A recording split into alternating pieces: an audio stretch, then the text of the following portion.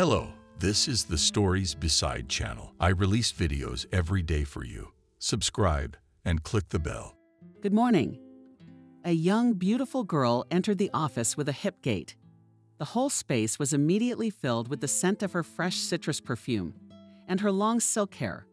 A waterfall was building down her back. She flipped her curls gracefully to the side, adjusting her short, dark green dress. "You were expecting me." "Well, ladies come through." The young man looked up blankly. With one hand, he corrected the edge of the collar, shirt. The other pointed to the small partition. "Undress. Lie down on the couch." The girl sparkled her eyes playfully. Just like that, at once she giggled, twisting a lock of hair with her finger. "Well, since you insist." The man raised one eyebrow at the lady. "How could it be otherwise? I can give you a massage." He shook his head dismissively. "Pass. Rather not be delayed." "Yes." The girl rolled her eyes and walked behind the thing. Does he really not realize what an idiot he is? She lamented to herself. Maybe he's just pretending. Lucy was a regular client of this masseur. The man was a private practitioner, that is, he was self-employed. He rented a small studio by himself, from which he set up a private massage parlor, where he was the only employee. Lucy sometimes scolded herself for coming to the sessions too often. The pleasure was too expensive. However, she could not give up this business. Nick, is the name of the masseur, was not only a good specialist, but also an insanely handsome man. He is tall and clean-shaven, thick brown, and his hair was slightly tousled. Bright green eyes transmitted in the sun. Lucy often felt that by looking into them, she was magically transported into a lush green forest. And what kind of hands did he have?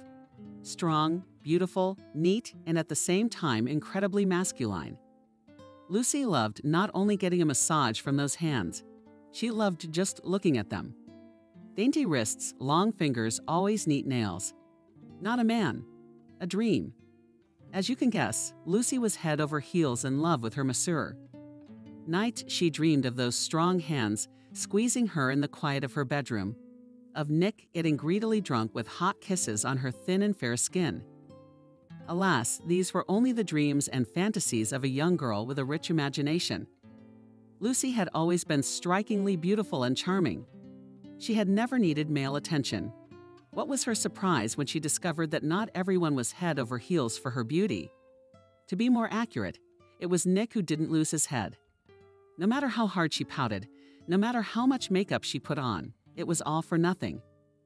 Nick looked at her the same way he looked out the window or in his notebook, the same way he looked at his watch, guessed the time, the same way he looked at his cell phone screen. He looked at her without a drop of interest, without a hint of any attraction on his part. Maybe he thought to himself, Lucy, grasping her forehead in amazement. A hunch struck her in the heart. What if he likes men? With longing thought the girl Olia, in her hands already removed her dress. "Lucy, you're all right." Nick's slightly agitated voice was heard. Probably the girl had spent a long time in the locker room. Buried in her own thoughts, she had completely lost track of time, which made her masseur a little nervous. "Do you feel bad?" he asked. No, Lucy replied. Spreading her shoulders, she was pulled from the disposable robe, but abruptly stopped her hand halfway. It's now or never. The girl thought to herself and made the decision to go out to the man completely naked. Well, if he's into boys, I'll know it right away, Lucy thought, and after examining her body from head to toe, she took a confident step out of the partition. Nick stood with his back to her. He spread the fingers of his hands and never turned around to look at his client. "Please lie down," badly hiding his displeasure, he said. "I have clients after you. Don't waste your time, please." Lucy, still completely naked, felt more stupid than ever. In her head, this performance looked completely different. The girl was waiting for the subject of her breath. Well, at least look in her direction. She cleared her throat. Nick, no longer hiding his irritation, barked at her. The man turned around sharply and, embarrassed, turned away again. "Lucy, you forgot to put on your robe," Nick hissed coldly. "What's the matter with you today?" Lucy rolled her eyes again, but now, she thought, so hard that she could see herself from the inside out. "Look at me. shouted the offended girl in utter despair. "Are you naked?" replied Nick Obvious. "You know the customers wear a robe when they come out." "What else?" The man did not have time to finish. Neat footsteps were heard behind him. Lucy approached him with her whole body, pressing against the man. The man frightenedly sensed so, and did not want to look at his clientele. "What's the matter?" she asked irritably. "Don't you like me?" "No," Nick exclaimed confidently. "Are you my client?" "So what? You're your own boss," parried the girl, slowly approaching the man, as a hunter approaches his prey. "Sneakily quiet, but at least look at me already." Nick didn't think of giving up. He continued to move around the office, having no desire to look at or even touch his client. Lucy put it on immediately angrily. He reprimanded her. "Trying to reason with her, are you one of those?" "Yes," quietly asked Lucy, having already abandoned any attempt to get closer. "I won't tell anyone." Nick froze, then slowly turned around. Hope settled in the girl's chest. "I think he's got it," she thought. When their gazes crossed, Lucy squared her shoulders confidently and smiled predatorily. "How do you like me?" she asked. For a few seconds, the master stared at the girl uninterruptedly, then finally answered, looking the client directly in the eyes. "Nothing, Lucy." "You are completely indifferent to me," he said rudely, and quickly went towards the locker room, grabbing a disposable robe and stepping out from behind the partition. He threw the robe at the all-long girl. "Get dressed. You're definitely one of those." Affirmatively stretched out Lucy and reluctantly pulled the robe over herself. "How much time do I have left for the massage?" "No, not one of those," answered Nick. "I'm married." "Lucy, married?" Lucy's eyes rounded in surprise. "So what?" she asked. Tied the thin belt of his robe around himself. Lucy really didn't understand how the fact that the man she liked was already married could interfere with their future relationship. She'd had far more than one married lover in her entire life. None of them had ever been embarrassed by the presence of a spouse. The girl's eyes lit up again. She stepped forward, and "We won't tell her." "No," shouted Nick. "I only love my wife, and I only like her." "Get your hands off me," he bellowed. Lucy abruptly stopped coquettishly, and the light went out, and instead a veritable fire of rage lit up. She became more than a little furious and shouted, "Fuck you." She went back to the dressing room and put on her dress and jumped out of the office in a hurry. "Will you regret it?" she shouted one last time and disappeared out the door. The man said quietly. He looked around the room wistfully, then ruffled his thick hair and thought. Lucy was one of Nick's main customers. Be that as it may, Nick didn't want to lose a regular customer. Yes, and Lucy was quite a nice girl, quiet, neat, clean. She was always satisfied with the massage she received, and even often left a few bills in addition for tea. As the girl herself said, of course, to lose such a client did not want to. But what was the right thing to do? Nick was lost in his own thoughts. Nick had always been a good, decent man.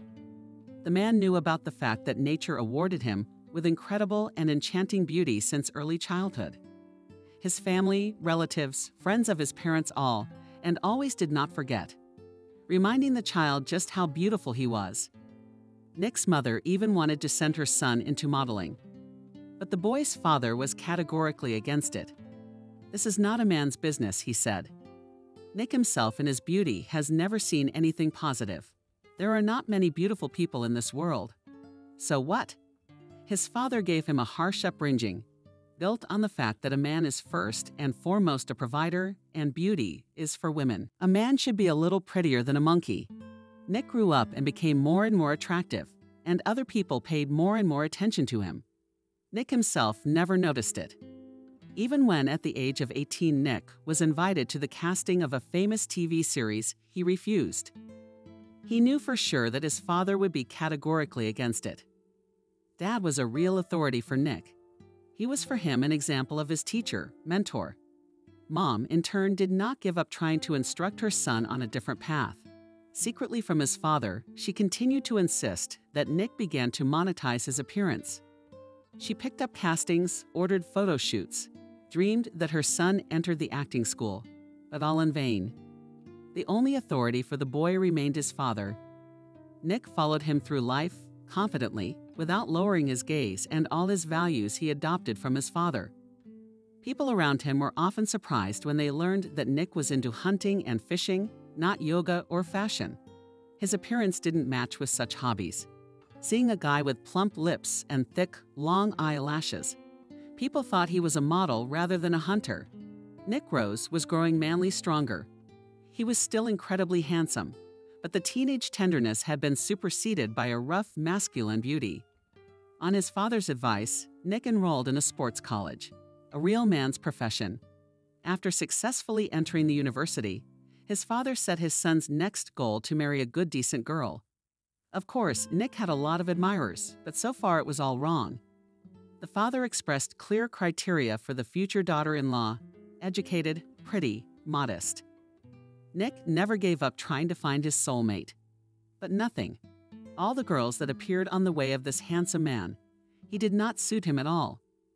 Nick went to school, got a job. He got older and wiser, but no suitable bride appeared on the horizon. Nick's father sounded the alarm. It was time to nurse his grandchildren, and his son didn't have a wife, not even a girlfriend. A terrible event happened when Nick was 25 years old. His father was gone. The man was accidentally shot during a hunting trip. How terrible is it to be killed by your own friend? After learning of his father's death, Nick fell into a terrible depression. His father was everything to him, but literally everything. And just like that, he was gone so abruptly overnight. It was truly frightening for the young man. How would he be without his father now? That day, when the older man went hunting, Nick was supposed to go with him, but he couldn't because of work. The guy was a professional boxer on top of that, and he had an important fight that day. After hearing about the tragedy, Nick started drinking. As a consequence, he got a leg injury when he got up in one of the bars with the same drunkard. Because of the injury, his career was over, and his passion for hunting was forgotten forever. After his father's death, Nick promised himself never to pick up a gun again in his life. Life was going downhill. None of his friends or family could control the unhappy and lost man. Spitting on everyone, he continued to drink. One cold winter day, Nick, drunk to pieces, lay in the street, not far from the bar where he had surrendered before. He was already used to such a life. After all, every day was similar to the previous one. At first, Nick woke up in a terrible state of hangover tormented him, leaving no chance to recover to normal life. If Nick woke up at home, it was already a big victory.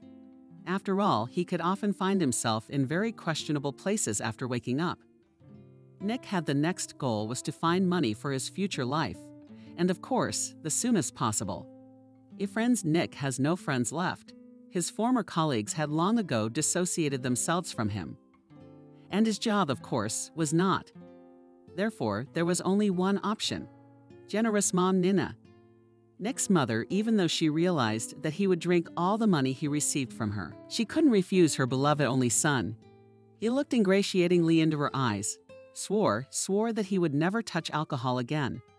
And he needed the money to get a new job. He begged, sometimes he cried. Basically, it was the same thing every day. And the woman, unable to bear it, gave her son the money. He, in turn, took the money and started to spend it immediately. When he went outside, he would immediately take a bottle, and the whole next day would pass in an alcoholic delirium. The next day, he'd wake up with a terrible hangover, beg for money, get drunk again. His life became a living hell. There seemed to be no way out of this hell. So it went on until one special winter day.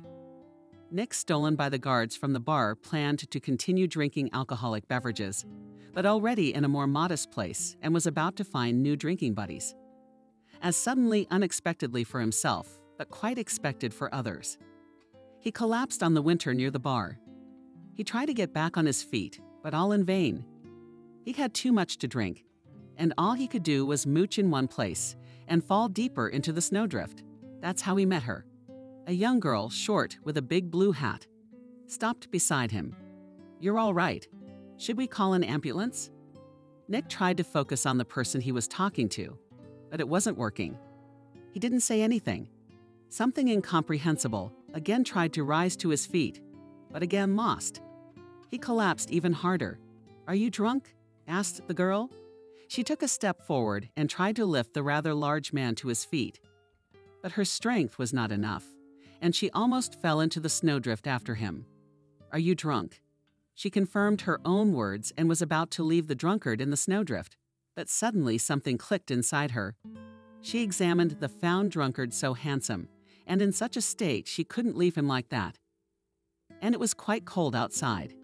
Anyway, a passing girl took pity on the strange alcoholic and started to lift him to his feet.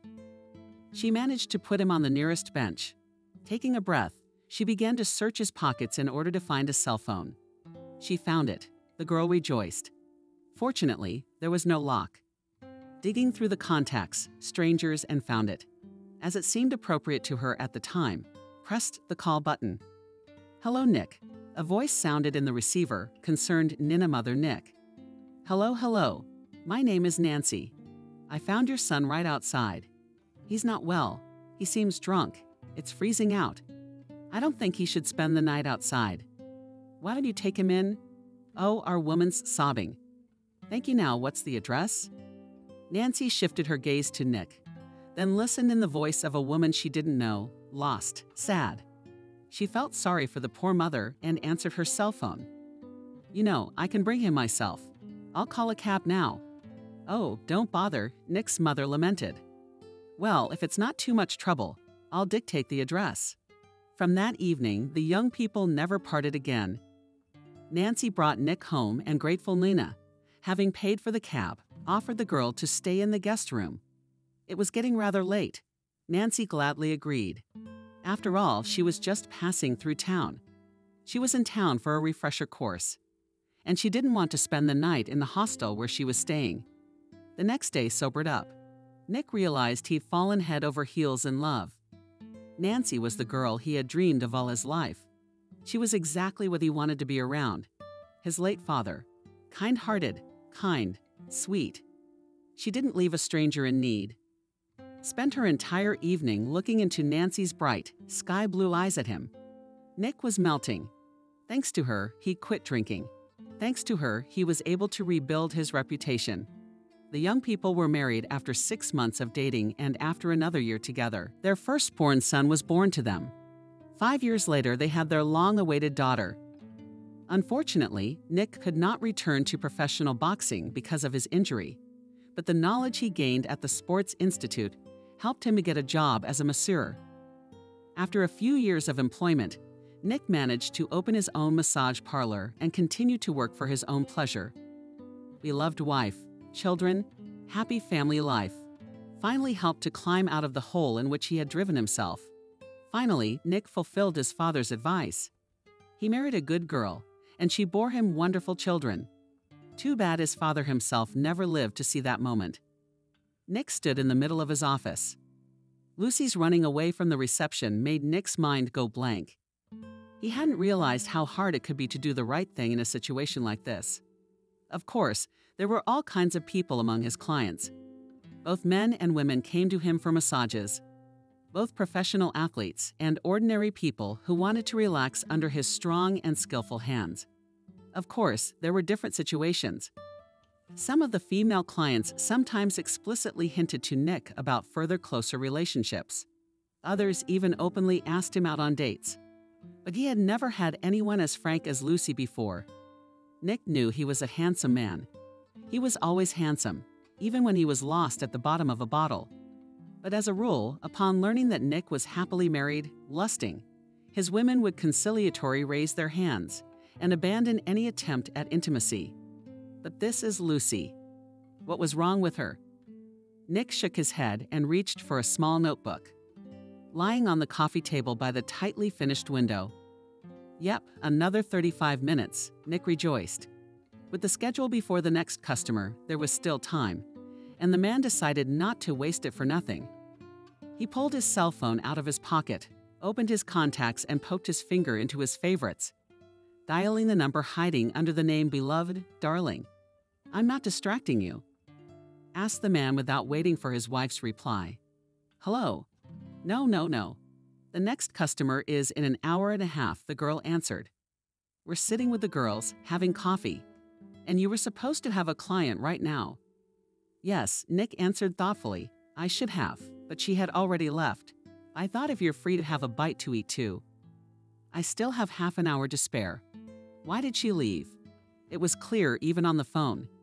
As the wife frowned, "Okay, then I'll come to you now, you tell me." "Waiting," said Nick. Before hanging up the cell phone, Nancy was a very ordinary girl. She was no better or worse than anyone else. She was just ordinary. Not particularly distinguished in appearance or intellect, a simple, unremarkable person. She grew up in a very ordinary family. She got average grades in high school and had average grades in college, and even among her sisters, she was average. She never dreamed of anything great, never envisioned herself as a star or an actress. From childhood, she knew that she would have a very ordinary life with an ordinary husband. Yes, Nancy thought she just knew her true worth well, though in truth she often failed to appreciate herself at face value. She always thought that something was wrong with her. Her height was too short, her clothes were too big, her eyes were too small, her nose was too small. Her grades were low and her knowledge was poor. Sometimes she even felt that she was not even an average girl, just some faceless gray mouse. After school, Nancy went to study at the Faculty of Economics, as all to anything, especially not striving. But after graduation, realizing that a decent profile work she cannot find, and decided to learn to master manicurist, attended various trainings and master classes. Trained thought, maybe she will be lucky in this field. But it all turned out to be as usual to the ugly ordinary. Nancy got a job in one of the most ordinary beauty salons and received an average salary for her work. She had already lost all interest in life until she met her Nick, the man of her dreams and future husband. Nick Nancy came to her hometown for work.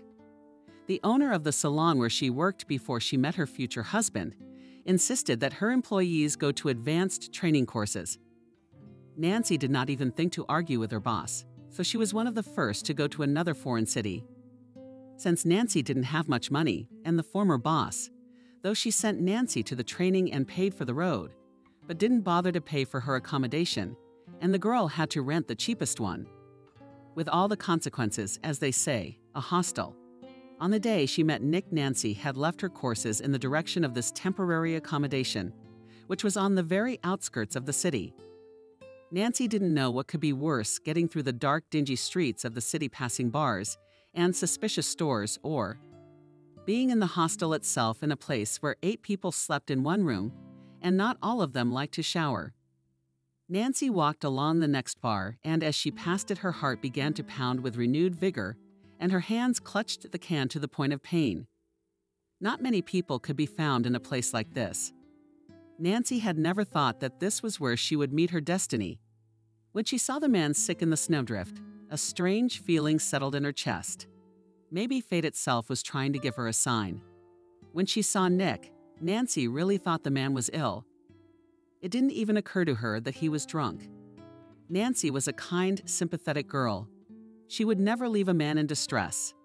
Everyone who knew Nancy, at least a little, noted these positive qualities of hers: kindness, willingness to help. But the girl herself saw nothing special in herself at all. It was difficult for her to see anything that would make her stand out from the crowd. When Nancy realized that the man didn't need help at all, and she was ready to pass on, but that unfamiliar feeling made her stop. That's when she got a good look at him.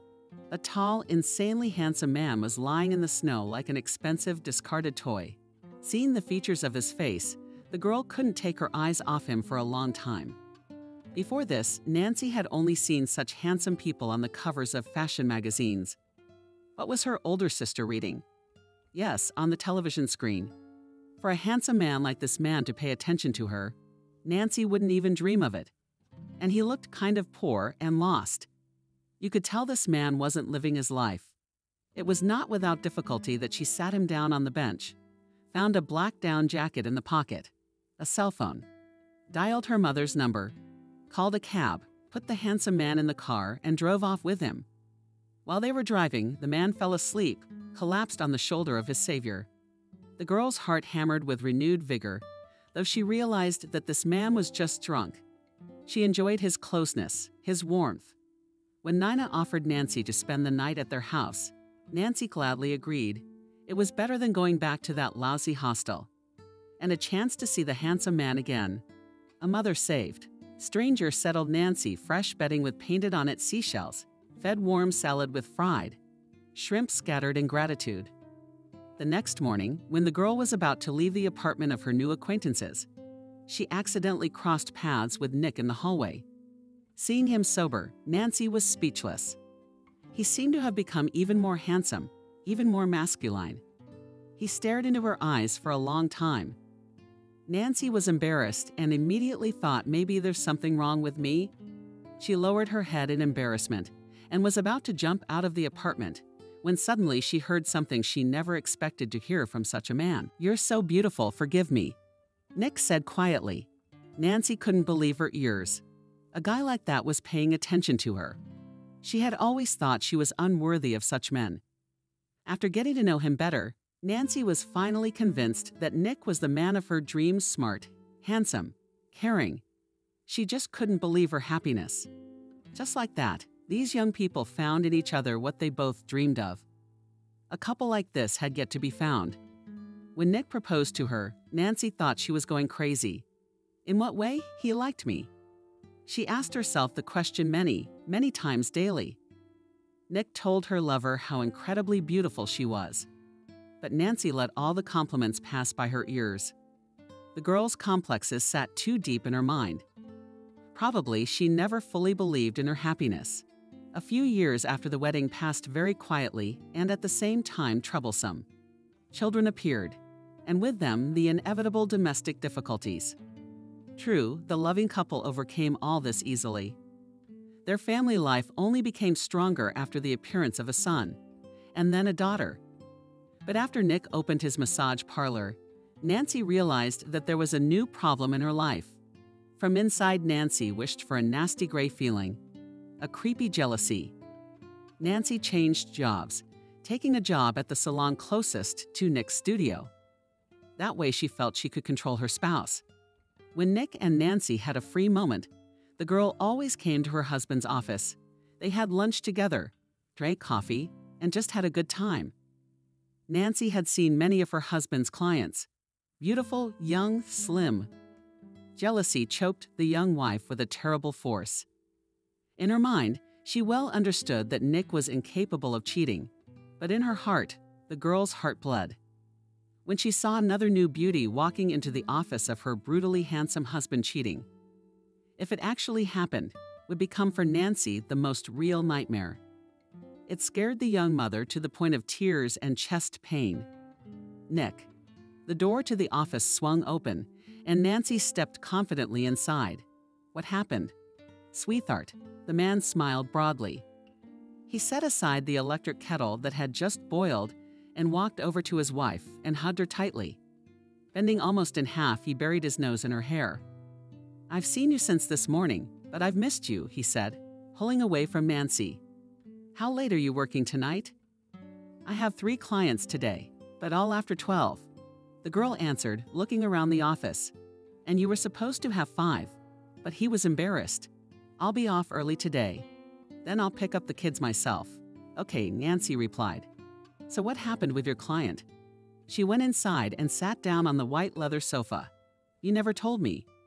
Well, the man became even more embarrassed, running his palm through his hair. There had been a misunderstanding. Forget it. Nick turned on the streams, walked over to a small coffee table on which stood a kettle, and began to go through the colored packages of tea bags in his hands. "Do you want tea or coffee?" "Tea, Nick," my wife interrupted the masseur. "What misunderstanding?" "I don't get it. Explain exactly what happened." Nick did not turn around, froze in place. He knew perfectly well how jealous his spouse was, and he did not want to tell about what had happened. Who knows how Nancy would react? Better to just keep quiet. Well, stretched the man, one client didn't like the massage. She left almost immediately without paying. He opened the rustling and wrapping of the tea bag with a sharp movement. Such is the misunderstanding. "I'll have black with cranberry." And you didn't like the massage. What kind of client is that? Who were you with this morning? She got up from the couch and walked over to the table where Nick was standing. Where's your notebook? Yeah, forget it. The man blurted out, almost stuttering, the new girl. You don't know. At the same moment, Nancy, who had found the notebook on the edge of the table, started flipping through it, looking for the information she needed. That's today, so who's here? She ran her eyes over her spouse's schedule in surprise. Her eyebrows went up. What, Lucy? How is that possible? She marveled. Well, the man, completely unable to lie, panicked the second he did. His spouse interrupted him. Lucy. That's the one I saw, isn't it? She asked glumly. That's your regular customer. Why does she come to you 5 times a week? If she doesn't like massages. Nick is finally embarrassed by this. That's babbling. Talon is different. Lucy, yeah, the new one. Just goes by the same name, Nancy, crossing her arms over her chest. Are you lying to me? She shouted out. Of course, she knew her husband well and knew perfectly well when he was lying. You're hiding something, Nick. Why are you lying to me? Nick stared at the floor. I'm sorry, I was just making excuses. He thought to himself he was a fool. It's time to learn how to lie properly. Lucy and I just had a little fight, that's all. No big deal. Really, just forget it. Still angry, Nancy replied. Her husband's last words to the contrary only served to irritate her. She looked around the office once more, really, this time much more carefully, wondered what he was hiding. She looked at Nick once more. He was smiling with his mouth full. Nancy knew full well that smile did not bode well. Nick was blatantly lying, looking her straight in the face. She walked around the studio hoping to see something that would help her deal with the situation. She peeked behind the changing screen and nearly passed out from shock. What is this? With tears in her eyes, Nancy screamed in front of the man's face at the stranger's accountant. You cheated? I was cheated on by Nancy. It seemed as if the worst of her nightmares had been fulfilled. She literally forgot how to breathe. The girl continued to shake her bra until, slowly, she settled right down on the cold stove. Paul, how could you? You swore to be faithful always, the girl said quietly. Life seemed to have lost all meaning. Why did you do this to me? Nick squatted down in front of his wife. There was real, genuine horror in his eyes. I didn't cheat on you, honey, he said. I put my hand to the girl's cheek. I swear I would never. Then what is it? She asked with a nod, pointing to the bra she still held tightly in her hand. At that second, she felt as if she had been electrocuted. She shoved the stranger's item away from her in disgust to another corner in the studio. Images of both that girl's husband and the other girl's husband immediately came to mind. Her heart seemed to be slowly inserting a thick and long needle of betrayal. I did not cheat on you, the man firmly repeated his words. He pulled his spouse by the arms, forcing her up from the floor, sat her down on the couch. You see, it's Lucy. And he told his wife everything that had happened to him. This morning told not withhold loved ones, not a bit. It seems that on that day he was able to realize one important thing: wife is better never to lie. No matter how awful the truth might be, especially since it was really not his fault at all. Nancy listened to her husband without interrupting. When the story was over, she looked carefully into his eyes. You're not lying. Nancy said quietly, carefully looking over Nick. The man didn't know how to lie at all. So to understand. When he was telling the truth, it was easy to understand. She got up from the couch, walked over to Nick, and rising on tiptoe, kissed him on the cheek. Thank you for the truth. I'm sorry, Nick apologized nonstop. I just didn't want you to be nervous, especially such an act by that girl. I know how jealous you are. I just didn't want you to worry. I understand, nodded Nancy. Next time says things like that. You did well for discovering that Lucy. I hope she doesn't come again. I too, said Nick, shifted from foot to foot. Actually, the man was being sly. He didn't want to lose that kind of clientele at all. Of course, it wasn't because she had a crush on him, but she paid good money for massages. It's just that she was a regular client of mine. It's a shame we're losing a certain amount of money a week. Of course, she wasn't the only one who kept our earnings, but we would still notice the absence of that money. I understand, finished Nancy's husband's sentence. She adjusted the edge of her striped shirt. Okay, I'll think of something. You asked the man in surprise. Honey, you're my best, of course, but how are you going to help here? You'll get more customers. I'm against it. Are you tired enough as it is? No, Nancy replied. It's just that I'm just, shall we say, advertising my services. I have a couple of wealthy ladies in my clientele. Maybe I should give them your number. I could use the extra money anyway. That way we can make up for the money we lost. You think it'll work? With hope in your voice? The man asked. It would be great. You're so clever. Stop it. Laughing, his wife stopped him. She looked at her left wrist, wearing a small, dainty watch. Do you have a client? I'll be off in 11 minutes. By the way, who do you have there? Nick smiled broadly at the man. Don't worry. Nancy smiled tiredly back. I will go then from daycare, from school. The kids are being picked up today by Yumi. Nick pulled his wife into a hug. After the last conversation between the couple, Nancy had the rather important task of helping Nick find new, and most importantly, regular customers. As jealous as the girl was, she couldn't help but recognize the fact that her spouse was an excellent masseur, and hiding such a good master from the rest of the family would be a real crime. The family budget was mostly kept on Nick's earnings. Of course, Nancy earned money herself, but her salary, her wages were many times lower. Nancy had been working in a rather good and expensive beauty parlor for several years.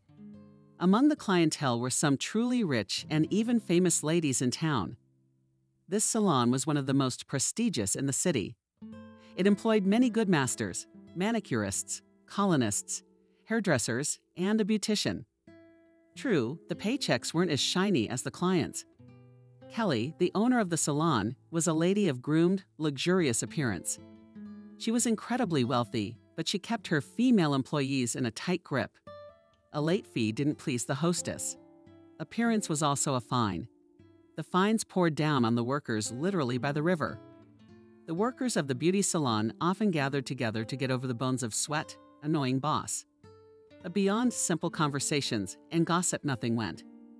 Painfully, such a workplace was a famous elite. In such a salon, you could gain experience, make useful acquaintances, find girlfriends. In general, you could get almost everything, but not earn good money. Nick, as soon as he opened his own salon, began to bring his family a really good income. Of course, the expenses also increased. It was necessary to pay for the rent of the premises, but the income still turned out to be many times more. The family was able to afford a good apartment in the mortgage. The eldest schoolboy son was given to paid additional and prestigious classes in a sports school. In general, Nick was now earning really well, so quite expected the loss of his clients. Not at all in the family's plans. Nancy decided that she would find her husband new clients by all means. Nancy hissed at the tall, skinny girl with a big gap between her teeth. Where'd you disappear to? I went to my husband's for coffee. Nancy started to make excuses. I've got plenty of time before my next client. I don't understand why I have to come to 8 o'clock when the first client is at 1 o'clock, because the salon works from 8. The girl, the receptionist, kept hissing. You get a ticket. Nancy rolled her eyes, as if it was possible not to get a ticket. What's the problem? It's not like I don't have any clients at this time, yeah. But there might have been some. The receptionist looked arrogantly down at her interlocutor. What if a client came in and wanted an emergency manicure? And we don't have any available masters. You didn't think about that. She was here.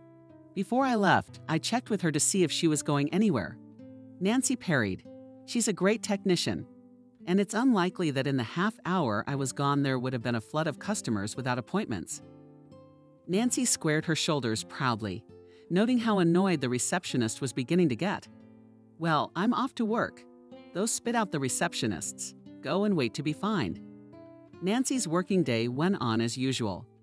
The master listened much more attentively to her clients, trying not to miss the slightest detail from the simple gossip. Just in case someone had a stiff neck or a sore back. She tried to be friendly.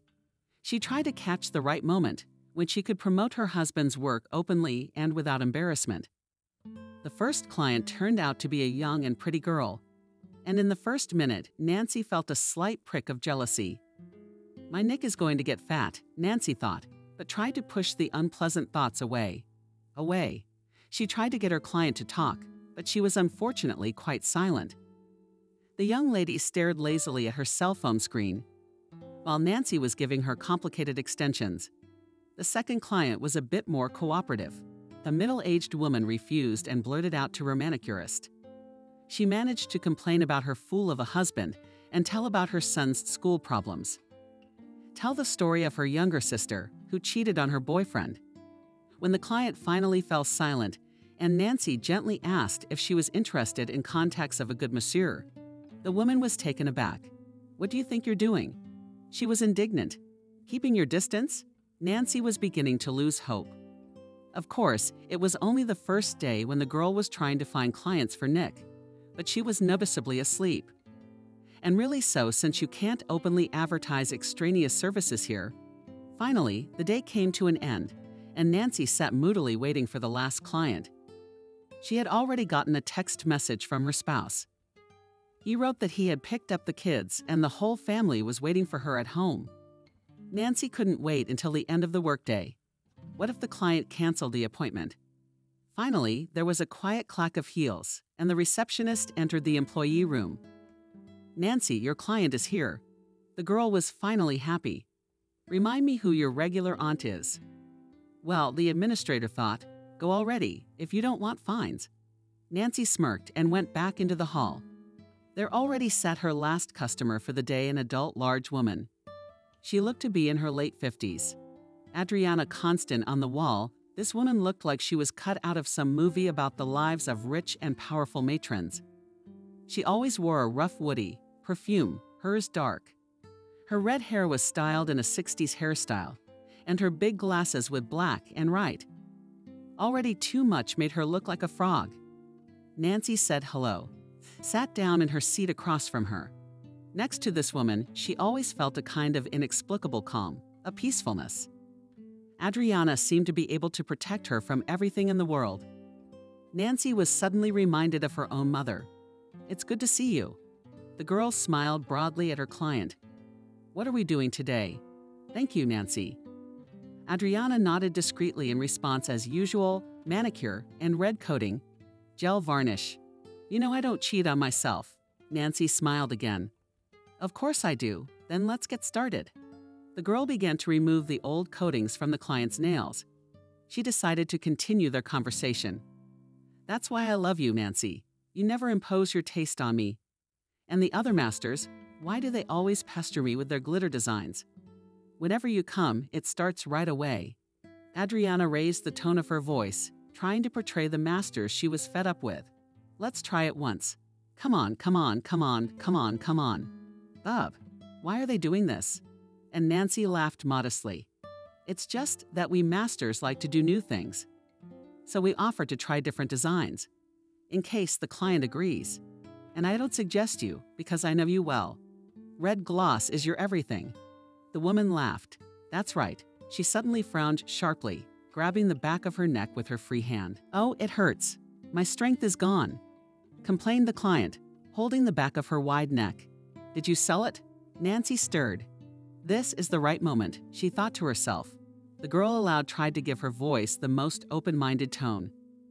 "They say that in such cases massage helps well," carelessly answered the master, trying not to give away her own excitement. "What if I scared her off?" "Yes," Adriana thoughtfully stretched out, examining her brush before putting it in the lamp. "Where do you get a good painter?" "Honey, who do I go to? They're all crooks. Good craftsmen are worth their weight in gold these days. But you know what I mean." Nancy read. Olive throat think. "I don't know, there are some good masseurs." "Well, who's arguing?" The client was surprised. "Of course there are, but you still need to find them.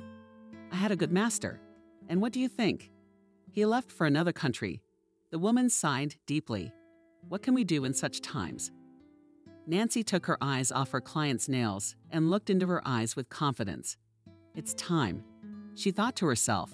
Adriana, you know my husband's a masseur, and he's got a couple openings right now. He's great. Can I give you his number? Nancy asked, and holding her breath, went back to the monitor. Adriana was silent for a long time. Nancy, unable to bear the long pause, blurted out, I think you are the one who can be discounted. The woman laughed loudly at Nancy. What kind of discount? You think I'm figuring out if I have enough money? She shook her head angrily. I'm just thinking, the man's a masseur. What if he starts hitting on me? And the woman laughed again. I'm kidding. I'm kidding about that assumption. Nancy shuddered. No, you don't, she said quietly. I promise I'm kidding about that in his salon. Interrupted Nancy. Adriana in his salon. I mean, he has his own salon. Interesting. She scratched her chin with her free hand. Well, give me your husband's contacts. Let's see. What kind of masseur is he? You know me? I'm a loyal and kind client. If I'm happy with it, I'll go all the time. And if a massage helps my neck, I'd pay any money. But what neighborhood is his salon in? It's not far away. Delighted, Nancy replied. She applied the last layer, and while the client was smothering her nails in the lamp, she looked for her husband's business card. Here you go. Nancy proudly raised her chin. I'm sure you'll like it. My husband is a real master of his craft. I'll be waiting for your feedback. Adriana looked at the manicure with interest. Good she did, as she did too often again for long periods of silence. It's beautiful.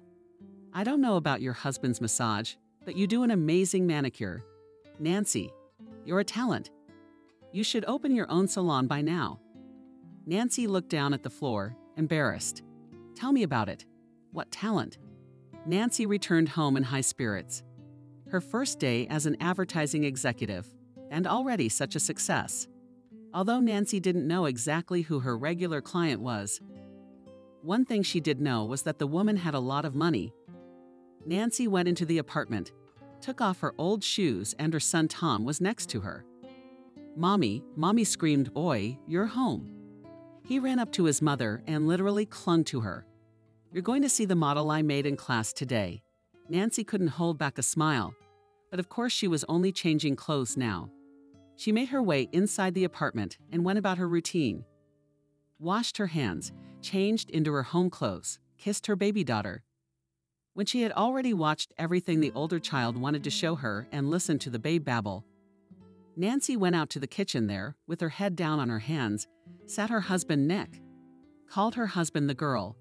Why are you so sullen? The man shuddered, as if he had been pulled out of his reverie. He looked around and stared at his wife in surprise. Nancy, you're home. I didn't hear you come in. He jumped to his feet and started pacing the kitchen, as if he were a real housewife. She was here. Before I left, I checked with her to see if she was going anywhere. Nancy parried. She's a great technician, and it's unlikely that in the half hour I was gone there would have been a flood of customers without appointments. Nancy squared her shoulders proudly, noting how annoyed the receptionist was beginning to get. Well, I'm off to work. Those spit out the receptionists. Go and wait to be fined. Nancy's working day went on as usual. The master listened much more attentively to her clients, trying not to miss the slightest detail from the simple gossip. Just in case someone had a stiff neck or a sore back. She tried to be friendly. She tried to catch the right moment when she could promote her husband's work openly and without embarrassment. The first client turned out to be a young and pretty girl, and in the first minute, Nancy felt a slight prick of jealousy. My Nick is going to get fat, Nancy thought, but tried to push the unpleasant thoughts away. She tried to get her client to talk, but she was unfortunately quite silent. The young lady stared lazily at her cell phone screen, while Nancy was giving her complicated extensions. The second client was a bit more cooperative. The middle-aged woman refused and blurted out to her manicurist. She managed to complain about her fool of a husband and tell about her son's school problems. Tell the story of her younger sister, who cheated on her boyfriend. When the client finally fell silent, and Nancy gently asked if she was interested in contacts of a good masseur, the woman was taken aback. What do you think you're doing? She was indignant. Keeping your distance? Nancy was beginning to lose hope. Of course, it was only the first day when the girl was trying to find clients for Nick, but she was noticeably asleep. And really so, since you can't openly advertise extraneous services here. Finally, the day came to an end, and Nancy sat moodily waiting for the last client. She had already gotten a text message from her spouse. He wrote that he had picked up the kids and the whole family was waiting for her at home. Nancy couldn't wait until the end of the workday. What if the client canceled the appointment? Finally, there was a quiet clack of heels, and the receptionist entered the employee room. "Nancy, your client is here." The girl was finally happy. "Remind me who your regular aunt is." Well, the administrator thought, "Go already, if you don't want fines." Nancy smirked and went back into the hall. There already sat her last customer for the day, an adult large woman. She looked to be in her late 50s. Adriana Constant on the wall, this woman looked like she was cut out of some movie about the lives of rich and powerful matrons. She always wore a rough woody perfume, hers dark. Her red hair was styled in a 60s hairstyle, and her big glasses with black and white. Already too much made her look like a frog. Nancy said hello, sat down in her seat across from her. Next to this woman, she always felt a kind of inexplicable calm, a peacefulness. Adriana seemed to be able to protect her from everything in the world. Nancy was suddenly reminded of her own mother. "It's good to see you." The girl smiled broadly at her client. "What are we doing today?" "Thank you, Nancy." Adriana nodded discreetly in response as usual, manicure and red coating, gel varnish. "You know I don't cheat on myself." Nancy smiled again. "Of course I do. Then let's get started." The girl began to remove the old coatings from the client's nails. She decided to continue their conversation. "That's why I love you, Nancy. You never impose your taste on me. And the other masters, why do they always pester me with their glitter designs? Whenever you come, it starts right away." Adriana raised the tone of her voice, trying to portray the masters she was fed up with. "Let's try it once. Come on, come on, come on, come on, come on." "Bub, why are they doing this?" And Nancy laughed modestly. "It's just that we masters like to do new things. So we offer to try different designs, in case the client agrees. And I don't suggest you, because I know you well. Red gloss is your everything." The woman laughed. "That's right." She suddenly frowned sharply, grabbing the back of her neck with her free hand. "I'll find you some clients. Honey, I promise," in a confident tone, the girl said. Now her goal became more tangible and more important than it had been in the morning. The next day started as it usually did. The whole family always left the house together. The spouses took the children to the garden and to school. And then Nick always accompanied his wife to the door of the salon where she worked. Nancy kissed her husband on the cheek and disappeared behind the wide glass doors. Kelly's boss was already standing at the receptionist's desk. "Good morning." Nancy smiled at her coworkers and bowed her head lightly. "Kelly, you look great." The salon owner humbled her subordinate with a stern look. "Kind I know." Low voice said the woman and continued to look incredulously at the master. "What's he got you wearing?" Nancy looked embarrassed. She lowered her gaze, examining her clothes. She was wearing a light, airy beige dress and small florals on her feet, open-toed shoes with a small heel. "I'm wearing a dress." Quietly, she replied. "I can see that the dress," snapped Kelly. "It does not suit you at all. Such a figure as you should hide, not emphasize all the shortcomings of the wrong clothes." The woman wrinkled her nose squeamishly and then summarized, "You are fine. Now go to work." Nancy guiltily lowered her head.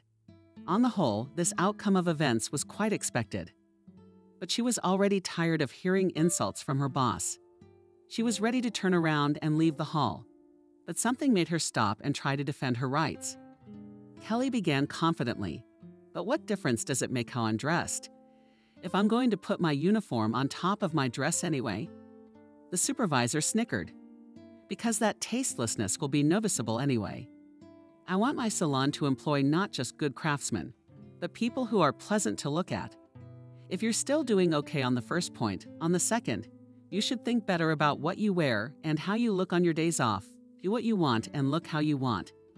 But at work, be kind enough to follow all the rules freely." Nancy took a deep breath. but there was no suitable answer to her argument. So she decided to simply retreat. "I will go to work." Quietly, the girl replied and headed towards the staff room. As she left, Nancy turned around and took a closer look at her boss. Putting aside the excessive bitchiness and the picky-faced lady, Kelly, in general, even liked Nancy. The woman always looked simply adorable. For example, today she was wearing a gorgeous black pantsuit. On her feet flaunted neat black loafers on a medium heel. Complementing this laconic image was a bright, small Birkin handbag. On her perfect from the iron to us face was applied no less perfect makeup, quite liquid from nature light. Brown hair was cut short and arranged in a neat hairstyle. Even the purposely leftover lock of gray hair looked on the woman, organically adding a certain zest to its owner. When Nancy had seen her future boss when she'd applied for a job here, for the first time, it seemed to her that she had her own special charm. This woman had an unshakable self-confidence. An incredible energy radiated from her. Nancy still remembered how she had described the woman when she had told her husband about her. She looked like an eternal vampire. She spoke with undisguised admiration in her voice. That's exactly the impression she had of Kelly. And there was generally a grain of truth to that description, as if the woman was signing off with energy from everyone else. All the fines, the reproaches of sneers. The feeling was that Kelly was doing well in front of her eyes when she expressed her dislike of yet another female employee. "What's with the sweater?" "Terrible fine," said in a menacing tone the supervisor, a young girl, and it seemed with each such phrase another of her wrinkles just revived, and the gray strand dissolved before her eyes, returning to its former color. Yes, Nancy really did like Kelly. There was something unusual about her, something that was beyond Nancy's own reach. The girl often looked at her boss like this.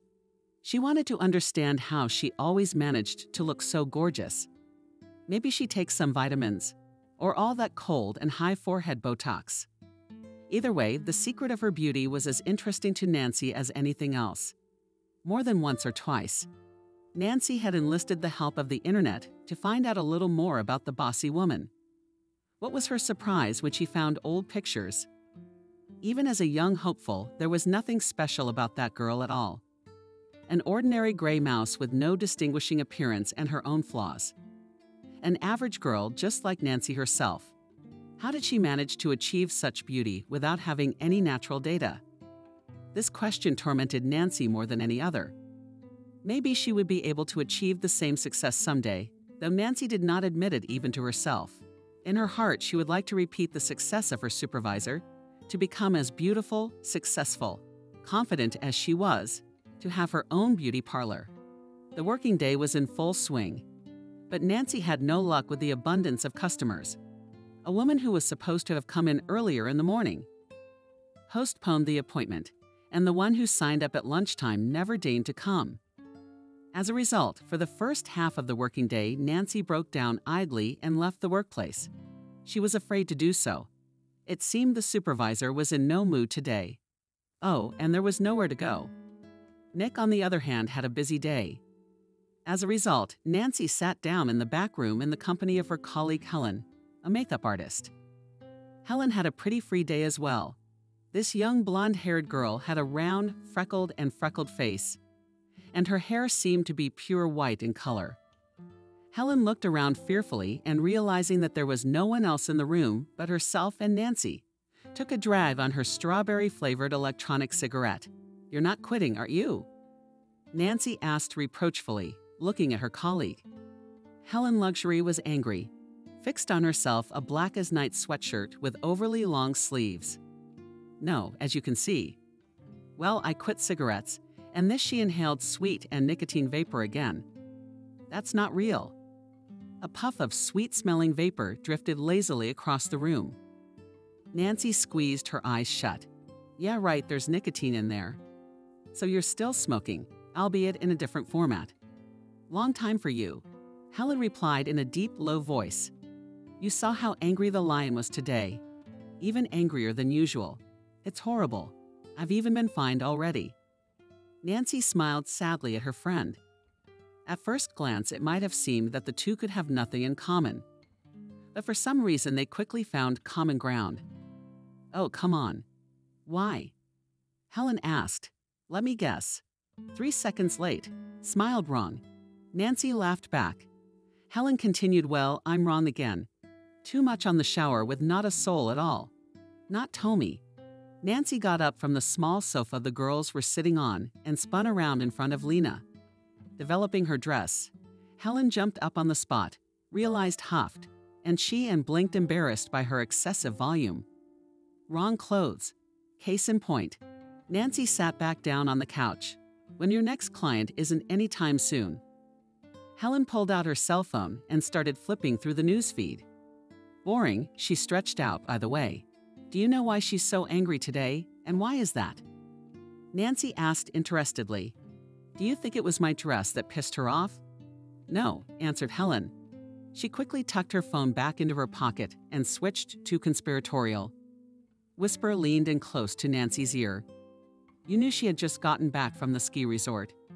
Yeah, I heard something like that. What about it? Nancy asked. So Cindy told me what Wendy told her. And Wendy told Kelly that she fell off her skis.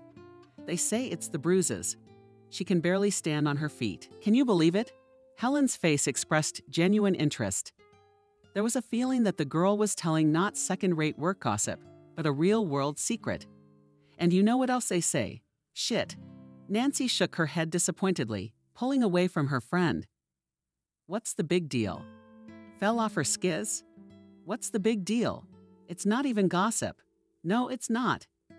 Helen grabbed her friend's hand and pulled her back to her. They say she just told Wendy that, but she didn't really fall. Hey, they say she's the one with the new lover. She left poor Helen all bruised and giggling behind her. Can you believe it, Nancy? I laughed at you a long time ago. What a load of crap. Who says that? Helen pouted resentfully, painted, liquid-split pale pink lips. Cindy herself heard Kelly talking to her lover on the phone and told me what a broken phone it was. I don't know, Nancy stretched out. Cindy likes to exaggerate.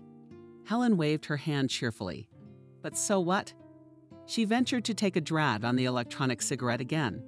But then she heard the clatter of heels somewhere outside the door and had to jump to her feet, waving her arms so that the person who entered wouldn't see the thick vapor.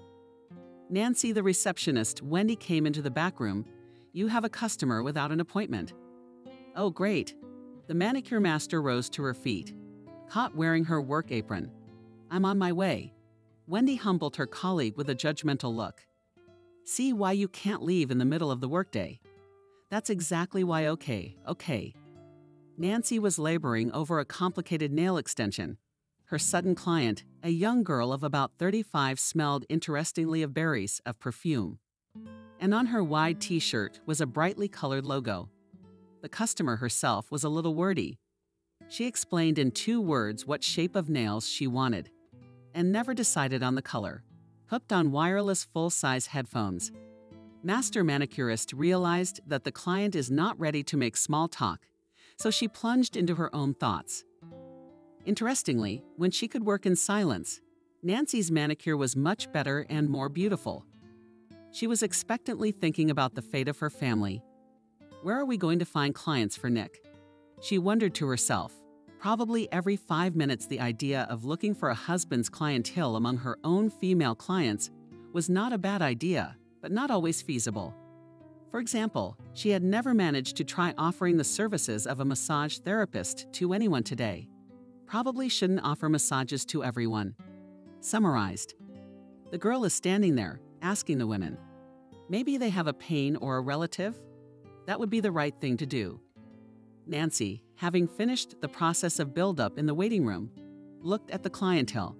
She pulled the large gold-colored headphones off her ears. Why? The client asked irritably. Have you decided on the color? It's time to apply the coating, answered Nancy, smiling at the client's mouth. Now the girl began to carelessly flip through the palette of colors. Well, let's go with this one. She poked her finger. Brown color. Yes, and the matte finish is everything. She asked before pulling her headphones back on. No, blurted out Nancy before she could think about what she was doing. What else is there? Nancy asked irritably, Realizing that there was nowhere to go, she decided to go ahead. "Forgive me for asking, but do you have any pain in you or maybe your relatives? I could recommend a good masseur. If you need one, of course." The client frowned unhappily. "No, thank you. That'll be all." She asked unhappily. Yes, sorry," answered Nancy and started to work. The girl put her headphones back on, and that was the end of the awkward dialogue. You can't do that either, Nancy thought. The workday was coming to an end. Nancy had a few more customers, but she didn't dare to offer her husband's services to any of them. When Nancy was about to go home, she was suddenly summoned to her boss's office. What's wrong? She thought and fearfully opened the office door. "Kelly, you wanted to see me." She quietly closed the massive door leading into the office behind her. "Yes," the woman replied sternly, not taking her eyes off the computer. Her desk stood in the middle of the large office. On her right hand was a giant indoor plant in a dark brown pot. On the left hand was a small replica of the statue of David. Nancy had been in this office before, but the pomp and pageantry of the place intimidated her. She asked the supervisor if I'd done something wrong. "Of course you did." Kelly started yelling. "What are you doing here? What do you think this is, a publicity stall?" Nancy blushed from head to toe in embarrassment. "I'm sorry." She started to justify herself. "I just asked a couple times if anyone needed a massage, that's all. You see, my husband. And I don't care." The woman rose from the table, but the sharp pain made her plop ridiculously back into the chair. She cried out, rubbing her back with her hand and searching for something in a drawer. Nancy looked fearfully at her boss as she was suddenly reminded of today's silly gossip. Her whole body really hurt. Thought Nancy, slightly embarrassed at having rejoiced in that fact. She began to think out the words to discreetly offer her spouse's services. But Kelly was the first to speak up. "I don't care what your husband's up to. In my salon, my employees have no right to advertise anything, much less violate the personal boundaries of my clients. Why the hell are you asking our ladies about their personal business? This is unthinkable." Kelly angrily reprimanded Anne's subordinate, and at the same time managed to take some pill, claiming it with water from a beautiful glass bottle. "Forgive me, it's just that I saw that my regular client had neck pain. So I offered my husband's help. He's a massage therapist, and then I did offer first. I apologize again. It's just that we're having financial difficulties." So the woman raised her hand up, thus ordering the subordinate masseur to shut up. She repeated the word after Nancy thoughtfully. "I could use a good masseur too." Nancy blossomed. "Why don't you leave my husband's card? He's very good at what he does." Kelly laughed evilly. "I need the best of the best, not your hubby. Don't take it all out. I'm gonna get worse while you get off with a fine. And if you keep on firing me..." Sorry, Nancy's drowning in her own apologies. She left her boss's office distraught. "If we can't offer services here, how will Nick find new clients?" A week passed. Nancy continued to work, but could no longer afford to advertise Nick's massage parlor in any way. As time went on, and the need for upcoming payments grew closer and closer, the family couldn't help but feel frustrated. Adriana, Nancy's favorite and most loyal customer, visited Nick and was as pleased as ever. She immediately booked her next appointment and left a generous tip. However, one client really wasn't enough. Money in the family was getting scarce and expenses were increasing. Nick tried to advertise the services as best he could, but the truth was harsh. The man wasn't very good at it. And on top of that, Nick once again lost a client. A middle-aged woman decided to ask the masseur out on a date. But when she found out that he was married, she refused his services completely. Nick fell more and more into a depressive state, and Nancy began to sound the alarm. Nick's business must be saved. In one of the most ordinary working days, the girl had an unexpected event. She was called again to her superiors. "Did you call for me?" asked Nancy, covering the door behind her. "Something's wrong." Kelly looked even better than usual. Her plump lips never lost their smile and her eyes lit up like a girl's. Nancy was genuinely surprised at the woman's happy appearance. The one pronounced yes named. "Come in, sit down," she said, continuing to smile radiantly.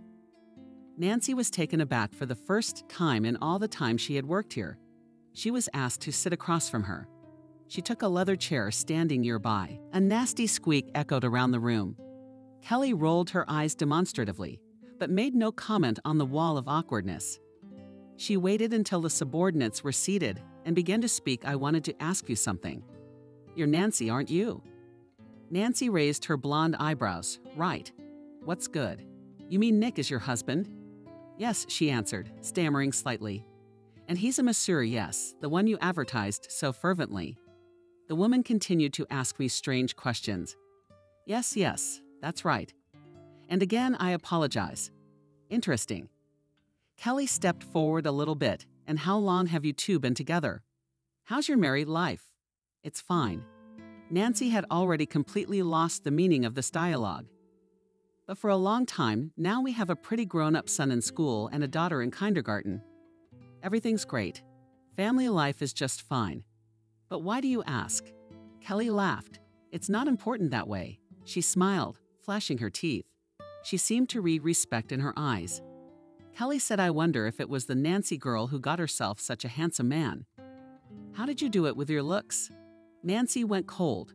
She got nervous. All words were forgotten. A burning resentment began to wash over her. Of course, she had often thought herself unworthy of her spouse, but to hear it from a stranger.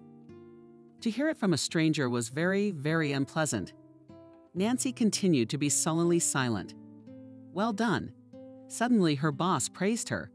"They say he really is a good masseur." "That's true." Finally, Nancy found the strength to answer. "May I ask who's talking? Have you heard any rumors of his skill? But you could say that. There's a respectable man who's already signed up with your Nick. Regular customers. Who they are is not important. Not that it's any of your business." Kelly thought about something. And then she said, "To be honest, when you told me about your husband, the masseur seemed to me to be, well, some average specialist. And here is such a man. It's good to think about it. Thank you, you can go." Nancy, and would have asked something else, but the stern look of her boss made her leave the office.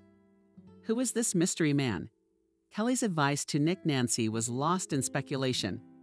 But in any case, a client like her boss was quite good. A rich lady with plenty of free time for massages, the perfect customer for the service. And of course, Nancy was pleased with the fact that Kelly was already a lady of age. It meant there was no need to be jealous. That night, she returned home in high spirits.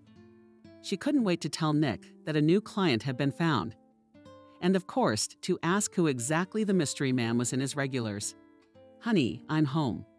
Nancy quickly disrobed and immediately ran into the kitchen in search of Nick.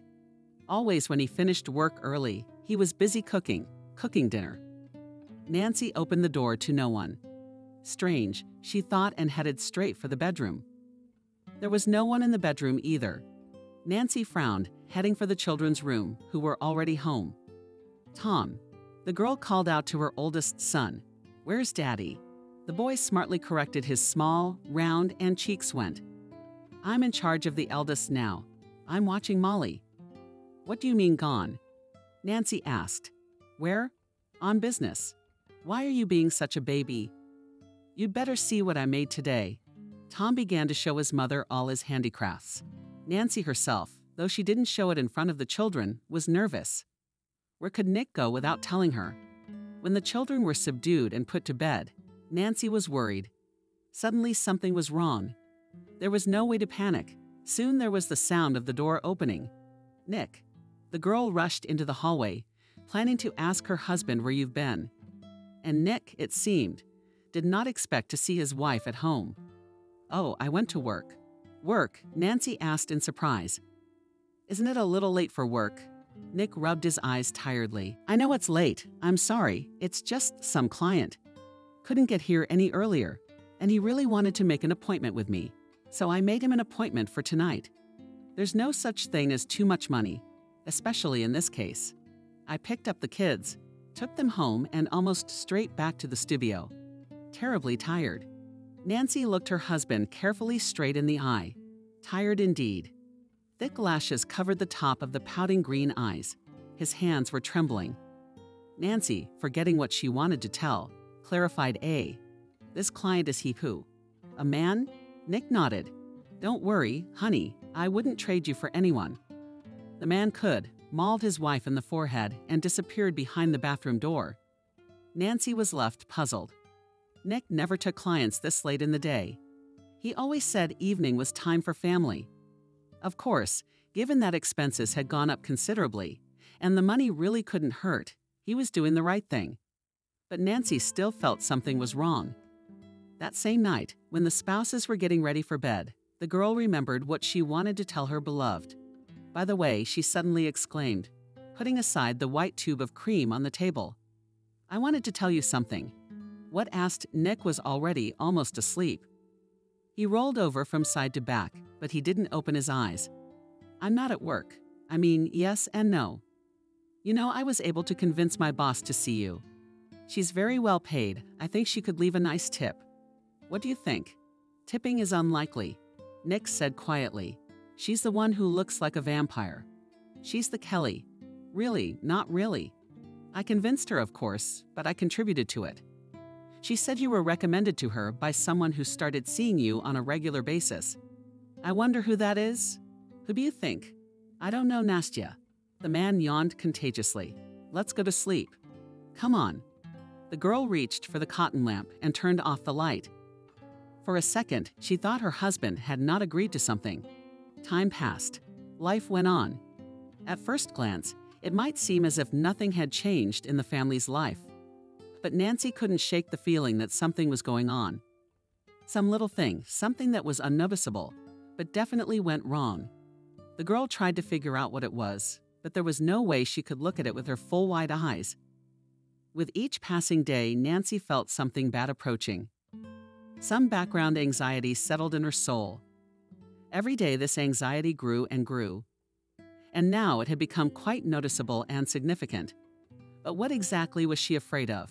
Nancy could not understand it. Nick worked more and more often. He wasn't home in the evenings. Nancy tried not to make a big deal of it. After all, he was working for the good of their family. But she couldn't hide her dissatisfaction. The couple began to quarrel more and more. More and more often they preferred to dine in complete silence. Gradually, Nancy's worries turned into a real phobia. Could it be that her husband had fallen out of love with her? Concerned, she even set a trap for her husband. She had a copy of the keys to the studio where Nick worked. And one day she prepared herself in advance and arrived unannounced at her husband's office just as he was taking on another evening client. I do not remember myself from jealousy. She burst into the studio.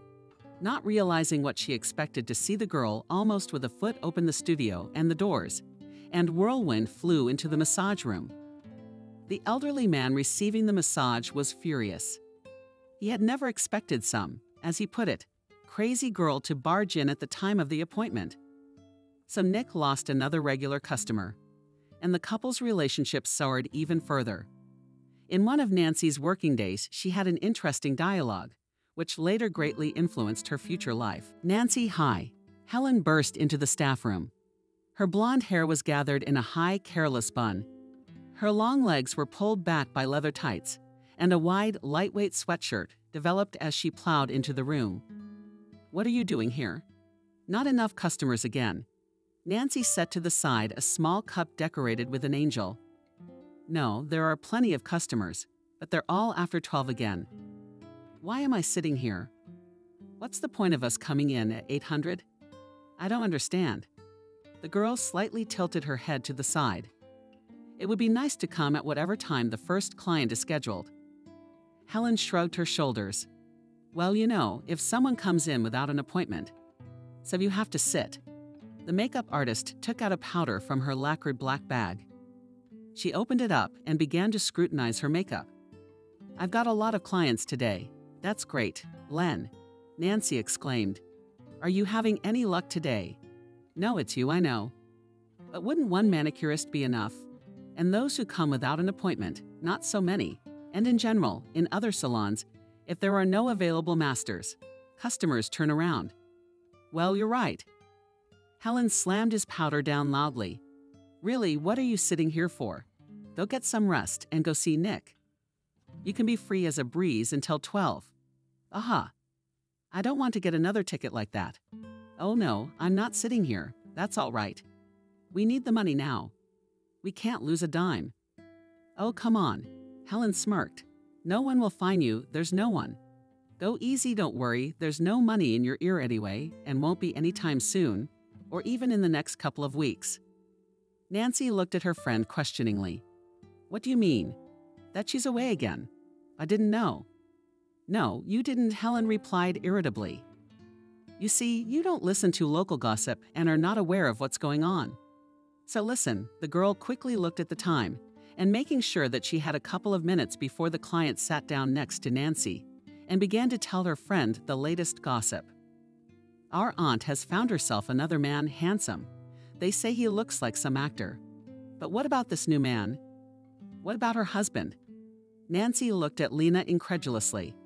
Oh, you didn't know. She's always changing lovers like a glove. Just think of the story when she came back from the ski resort. Nancy interrupted her friend. Don't get distracted. What's next? Anyway, she's got some cool new, crazy handsome guy. They say she fell in love like a girl. She's a Wendy herself, bragging about how handsome he is and everything. Me and the girls think she, well, bought him, but it's unclear, of course. Anyway, our aunt is head over heels in love. She has to work every day. She's not even going to the salon with him. So forget it, girl. You ain't gonna get no fines yet. Kelly hasn't been around here in a while. She probably forgot she even had a salon. That's right, Nancy confirmed it. I haven't seen her in a couple weeks. Lover. Oh, that's awful. Her poor husband. Helen brushed it off. Her husband has plenty of mistresses too, I think. Okay, I'm going to run down the hall. I have a client girl almost managed to leave the room, but Nancy stopped her with one unexpected and strange question. Wait. Who is her lover? Helen was taken aback. What do you mean, who? A man. I understand. I mean, where did she meet him? What does he do? Oh, how would I know? Ask Cindy or Corner, but she's not likely to tell you. I don't remember, either a doctor or a masseur. Why? Nancy thought she was doused with gasoline and set on fire with that phrase. No, it's nothing. Just wondering. All right, that's it. I'm off for a kiss. Helen sent an air kiss and disappeared through the doorway. Nancy's breath cleared. It seemed to her that she had forgotten how to breathe properly for mass uses. Could it be that even to herself the girl couldn't say what was swirling around in her mind? Could it be that her creepiest and most disgusting nightmare had come true? No, it was impossible. Nancy was drowning in her own thoughts. It seemed as if the whole world was leaving under her feet. She, as in a fog, approached her bag, shaking hands, took out her cell phone, and already dialed the number of her spouse. As suddenly her mind could not withstand such an emotional shaking, and Nancy collapsed like under the leather present next to the sofa, losing consciousness for a couple of seconds. At the same moment, a not-so-pleasant scene was taking place in Nick's office. I told you no. Nick dodged the arm dragging towards him. Don't touch me, you're interfering with my work. What kind of inaccessible? The commanding voice of a woman lying face down on the massage table was heard. She wiggled, trying to touch her masseur at least a finger, but he rudely stopped her attempts. Don't you like beautiful rich women? Nick took a couple steps back, wringing his hands in shame. How many times do I have to tell you? Kelly, I'm married. The woman got up from the table. Honey, well, I'm aware of that. So what? I'm married too. You're making a big deal out of yourself. You need the money, don't you? I'm married. Nick kept repeating that phrase, storing up the incoming rage. This Kelly client was his punishment. She came to see him every day, or even a couple times a day. And each time, the same scenario played out, actively flirting, hinting to the man for further connection. Flirting languidly tried to induce Nick to cheat. She even offered him money for it. Nick was beyond angry. This woman was only making him gagging with her behavior. And how did she talk about his beloved wife? Sometimes he even wanted to give the scoundrel a good slap. So much so that she pissed off the masseur. But Nick kept quiet. He understood perfectly well that the money that brought him such a client was necessary. With that money, he could pay a month's mortgage and a monthly rent for the studio. Time after time, he had to swallow his discontent. Time after time, he dug his nails into the palms of his hands to the point of pain, and only modestly moved away from the annoying lady, not forgetting to repeat that they were married, that close relations between them were impossible. He, like a madman, repeated the same thing. It won't work out between you and me. I'm married. It won't work out between you and me. I'm married. But Kelly seemed to enjoy this talk. Nick's loyalty to her spouse and moral values only seemed to whet or the predator in her. As she had once admitted to Nick herself, she would not back down, no matter what it cost her. Okay, now she laughed as she lay back down on the couch, continuing to work. Nick took a deep breath, exhaling hot air. This client was just impossible. He tried to pull himself together, calmed down, walked over to the massage table and went back to work. Continued doing the hated aunts, good massages. More and more often Nick wondered, is it really worth it? Is this money worth all his humiliation? Deep in his own thoughts, he accidentally squeezed the woman's skin a little harder than necessary. She bent more gently. What am I paying you this kind of money for? Nick rolled his eyes, but in response said sorry, please, and thought to himself, worth the money. It's a job. It's a studio. It's all for my family. He continued to massage, counting the minutes until the session ended. But a frightening and even humiliating thought suddenly popped into his head. What would my father say? Nick tried not to think about it. Pretty soon this massage session would come to an end. Finally, the session was over. Kelly hid behind the partition to change her clothes. Nick was happy that it was over, and now this woman would be leaving the walls of his office. Nick had another client coming in soon, a rather famous soccer player in their town who was injured. At the moment when Nick was checking everything with his schedule in his notebook, the phone rang. Hello, Nick pressed the button to accept the call. Hello, Nancy. There was a ringing silence coming from the phone. Hello, Nancy. What's wrong? Nick was worried sick. He thought he heard a noise. Hello. He kept yelling into the phone. What are you yelling about? Kelly appeared from behind the partition, buttoning up her red pantsuit. It's your bogeyman calling. Nick, never having waited for an answer, put the phone back on the coffee table. Probably called by accident, he thought, shifting his gaze full of rage to the client. Don't you dare talk about her like that, he said sternly. The session is over. I have another client soon. It's time for you to go. Kelly laughed out loud. Oh, come on. I don't know what she armed you with. She's got no skin, no face. How did a handsome guy like that marry a wire like that? You're wrong. My Nancy's the most beautiful girl in the world, aren't you? He's half-witted. He couldn't afford to lose the money Kelly was bringing in. Do you have to go? At least offer me a coffee. The woman walked around the studio and sat down on the white couch. Who's the client? I'll pay double instead. You can't do that, Nick replied. At that moment, however, he received a text message.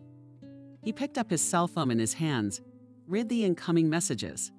The same athlete who was about to show up for a sports massage session texted that he couldn't make it today. Kelly was next to the masseur. She looked over the man's broad shoulder and read the message. That's great. You have some free time. The woman said cheerfully. What shall we do? Do you remember my offer? She smiled predatorily and returned to the embrace of the sofa. I'll pay you well. Nick covered his eyes, thought she was offering good money. He had a distinct feeling that something inside him had broken, something important, something that he had cherished so much all these years. And he said quietly, his head well down, approached the studio door and closed it so that it couldn't be opened with the key on the backside. Nancy woke up, collapsed on the couch in the staff room, looked around. She realized that the realization that her spouse might not be faithful to her had made her faint. She was shaking. No, he couldn't do this to me. She repeated to herself like a mantra. She reached for the phone on the floor. But she was brought out of her panic by Wendy appearing in the doorway. Nancy is a customer, said the receptionist. What's the matter with you? You're not yourself. Ah, manicure. What if he grabbed your head? I'm just not feeling well right now. What is it, Nancy? Wendy lost her seriousness for a second, and there was a look of concern on her face for her colleague. You've got to pull yourself together. This client's booked up a month in advance. Yeah, now give me a couple seconds. Wendy frowned. Okay, I'll try to keep her distracted for as long as possible, but take your time.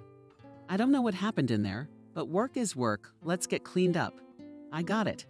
Thanks. Nancy stood up and headed toward the sink nearby when she suddenly decided to make one thing clear. Wendy was still standing in the doorway of the back room. What's harsh? Asked the receptionist. Is it true that Kelly has a new love? Some incredibly handsome man? And that Golly's eyes rolled with anger, but quickly returned to their previous impenetrable state. It's not entirely clear why, but Wendy decided to answer such an inappropriate and even rude question. Appeared yes. She bragged to me nonstop, saying he was handsome, indescribable. She's really in love. That's great. Nancy said it quietly. So, it's true. Her new masseuse, Wendy rolled her eyes. It's true that Kelly had recently met him and was crazy about him. The receptionist shook her head theatrically. Oh, you're a gossip. You have to stick your nose in everything. Okay, well, I'm being nice today, so I'll answer what you're interested in. Yes, she's in love. Yes, there's a freebie coming. No fines. While she's busy with her new boyfriend, you can relax a little. Wendy frowned, but not hard, mindful of his duties. Got it. Nancy replied deftly understood. I'm going out into the hall now. Give me a minute. Come on, hurry up. Nancy washed herself with the icy stream and took a long look at the water flowing down the drain. It seemed to her that life was over. There seemed to be no more point in living. She spent another couple minutes in silence, trying to quiet the trembling in her knees and hands. Thoughts swirled chaotically in her head, and by contrast, there was no emotion left. Nancy took to calming herself down. Maybe it's not my Nick after all. It's not like he's the only masseur in town. Yeah, it's not him. With each such thought, the girl felt a little better. She continued to develop them in a similar fashion. She's old. Nick wouldn't cheat on me with her. Nick wouldn't cheat on me at all. Thought Nancy, calmed down, found the strength to go out into the hall and get to work. Be that as it may, Nancy still had 2 children. Even if her spouse would betray her, one must live at least for them. The workday was coming to an end. She only had 2 clients today, and both were following each other, leaving no break in between. The couple had decided early in the morning that Nancy would pick up the children from school. Here she was about to leave work. She had no more appointments, and there was no point in staying late. No one would be fined. The boss is busy with some man, just as long as it's not mine. Nancy thought to herself, and as she was about to leave work, she decided to check her phone. During the time she had been busy, she had received 2 messages. One was from her husband, and another rather strange one from an unknown subscriber. Probably spam, the girl thought, and was ready to delete the suspicious sums. But first, she wanted to read the first message from Nick. It said, "Honey, I'm going to be late today. I have a couple of clients tonight. Don't worry, everything's fine. See you at home, kisses." After reading her heart's message, Nancy missed a couple of thuds. The feeling of anxiety that had accompanied Nancy lately behind creeped with renewed vigor, and the sense of impending trouble hit her head. Again, he was delayed. The resentment swept over her more than usual. He's fallen out of love with me. With pain in her heart, she thought. Nancy twirled the phone in her hands. She remembered the second that strange message. Wanted to delete it without reading it, but something made her still look at her forehead. Drops of sweat came out as she realized that there was a picture attached to the message. She slowly poked at the screen and opened the message. Her heart, she thought, had stopped forever. She was no longer capable of living in this world. She was no longer capable of loving. Her soul was sucked into a black mark and slime. Her head spun and her hands treacherously shook, and her smartphone clattered down the screen onto the stone slab. The photo that the unknown person had sent was of Nick, completely naked. Apparently, caught red-handed in the frame, he, like Zhukov in January, was frozen in it forever. Accompanying the photo, the message read, "Now he's mine." Though Nancy dropped the phone from her hands, she memorized those lines for the rest of her life. He's cheating on me with her," thought the unhappy girl, pouring bitter tears. His mistress's face was not visible in that photograph, but there was an important detail. Next to a completely naked Nick, her boss's bag was lying carelessly on the ground. Obviously, the frame was deliberately arranged so that the unhappy wife would realize exactly with whom she had been cheated. Nancy picked up the phone, examined it. Shattered, she noted. Without a single emotion, the girl tossed it idly into her bag, walked out of the now hated beauty parlor. She walked like a ghost, ignoring her coworkers who were saying goodbye to her, and wanted to have a few words with her. Walking, ignoring the world, immersed in her own pain. Nancy walked along the highway. Hot and bitter tears ran down her cheek. It seemed to her that those tears consisted of a thick black mass of the shit that had settled in her soul forever. Betrayal and betrayal of her lover had been her worst nightmares. And now those nightmares had come true. Could it be that we really do bring into our lives what we think about most often? Either way, now Nancy needed to think about how to rebuild herself after her heart had been shattered to pieces. She didn't need this for her own sake, but only for the sake of her children. Nancy walked, trying to calm herself down before meeting the children. Nick no longer existed for her. Now he was just like that in that horrible picture. And in life, still is dead. That night, Nancy, quickly picking up the children, left the apartment where she had lived with her husband for the past 6 years. She hastily threw the children and her belongings into a suitcase and stormed out of the apartment. Now a new life awaited Nancy. At first she thought about waiting for Nick to come home from work and working things out with him. She imagined looking him straight in the eye, imagining asking, "Why did you do this to me?" Nancy imagined looking sadly and longingly at the man she had once loved, who was now a stranger to her. But she couldn't stay. She didn't want to endure all that pain and humiliation again. Nancy left her home, trying to forget everything that had happened forever. She didn't want to think about Nick anymore. No longer wanted to think about how she had been treated. She felt like Nick had just been replaced by the old Nick. He couldn't have done that to her. The man who had sworn his loyalty to her would never cheat on the one he loved. That's not him anymore. Nancy rented an apartment. The city she'd been living in lately wasn't her hometown, and she had nowhere else to go.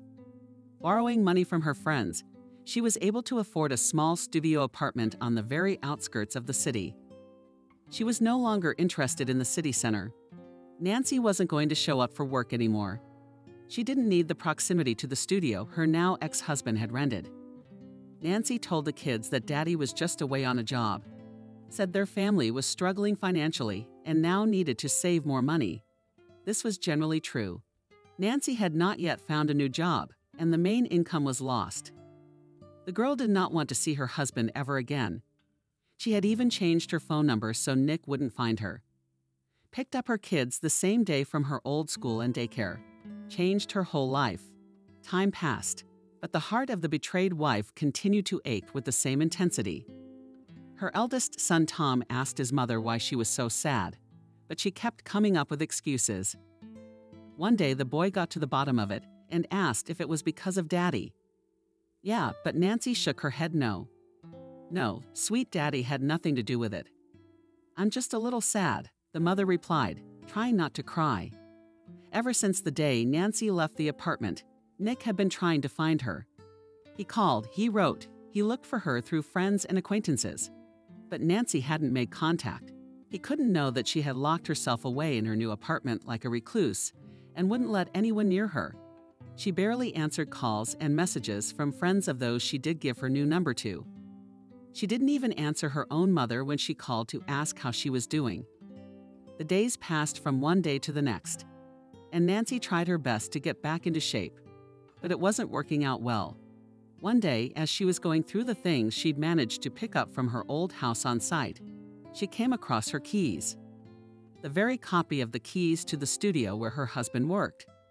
She had the strange idea to show up at Nick's office unexpectedly and catch him red-handed and cause a real scandal. The woman, who had changed into a roe, spoke softly. Maybe she's found someone else. Why are you so worried? You'll find a prettier, richer woman. By the way, this woman is much closer than you think. Shut up, shouted Nick in response. But okay, quietly replied Kelly, lying down on the couch during the massage. She began to think of a new plan of action. Bit by bit, little by little, Nancy was getting significantly better. She returned to her normal life and even answered her mother and friends' numerous phone calls. Life went on, no matter how it was, and Nancy, after seeing her children off to a new garden and a new school, sat down at her old laptop to find a new job. There were no suitable vacancies. The manicure master already had time to think that it would be possible to return to her hometown together with her children. As suddenly her cell phone suddenly rang, called from an unknown number, and she frowned, thinking that Nick called from another phone. But something made her answer the call. Hello, I'm listening. Wrapped up with a heart, she answered. Hello, Nancy. Hi, it's Adriana. Remember her? Wendy gave me your number. She told me you quit. How come?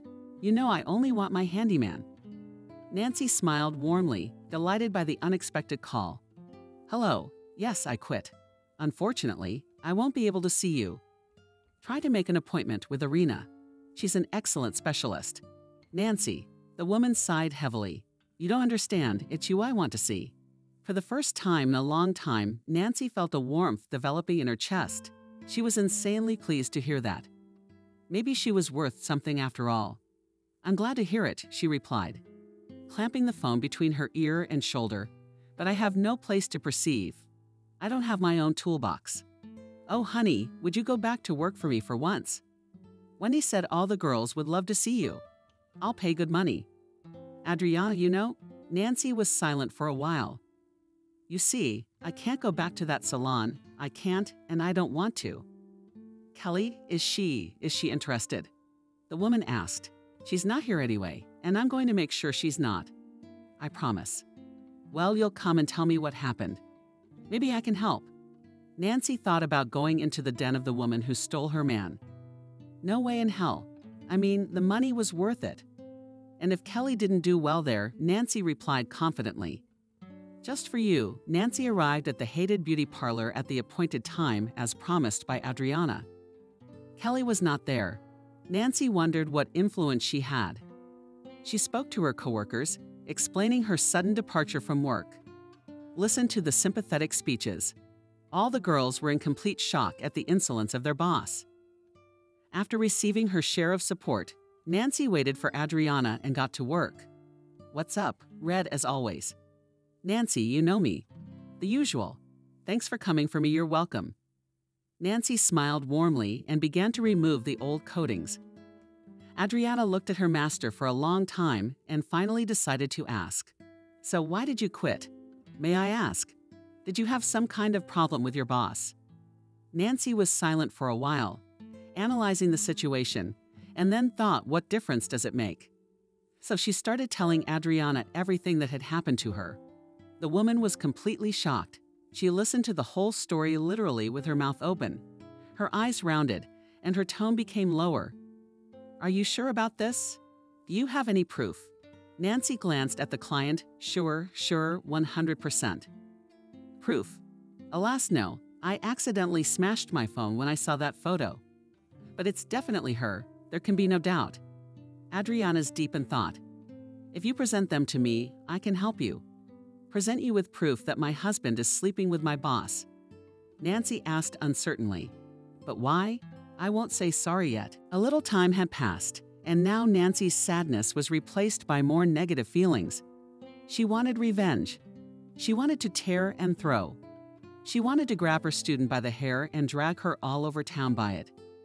The longing turned into real rage, the rage of a betrayed and unhappy woman. There was no way Nick could find his place. He did not understand why exactly his spouse had treated him so badly. He called all his friends, acquaintances. To each of them he went personally. Little did he know, maybe Nancy and the children were hiding somewhere with them. His heart was broken and tugged with pain. Why? Why had she left? Nick couldn't find a reason. Maybe I wasn't giving her enough time. He thought, maybe I'd done something wrong.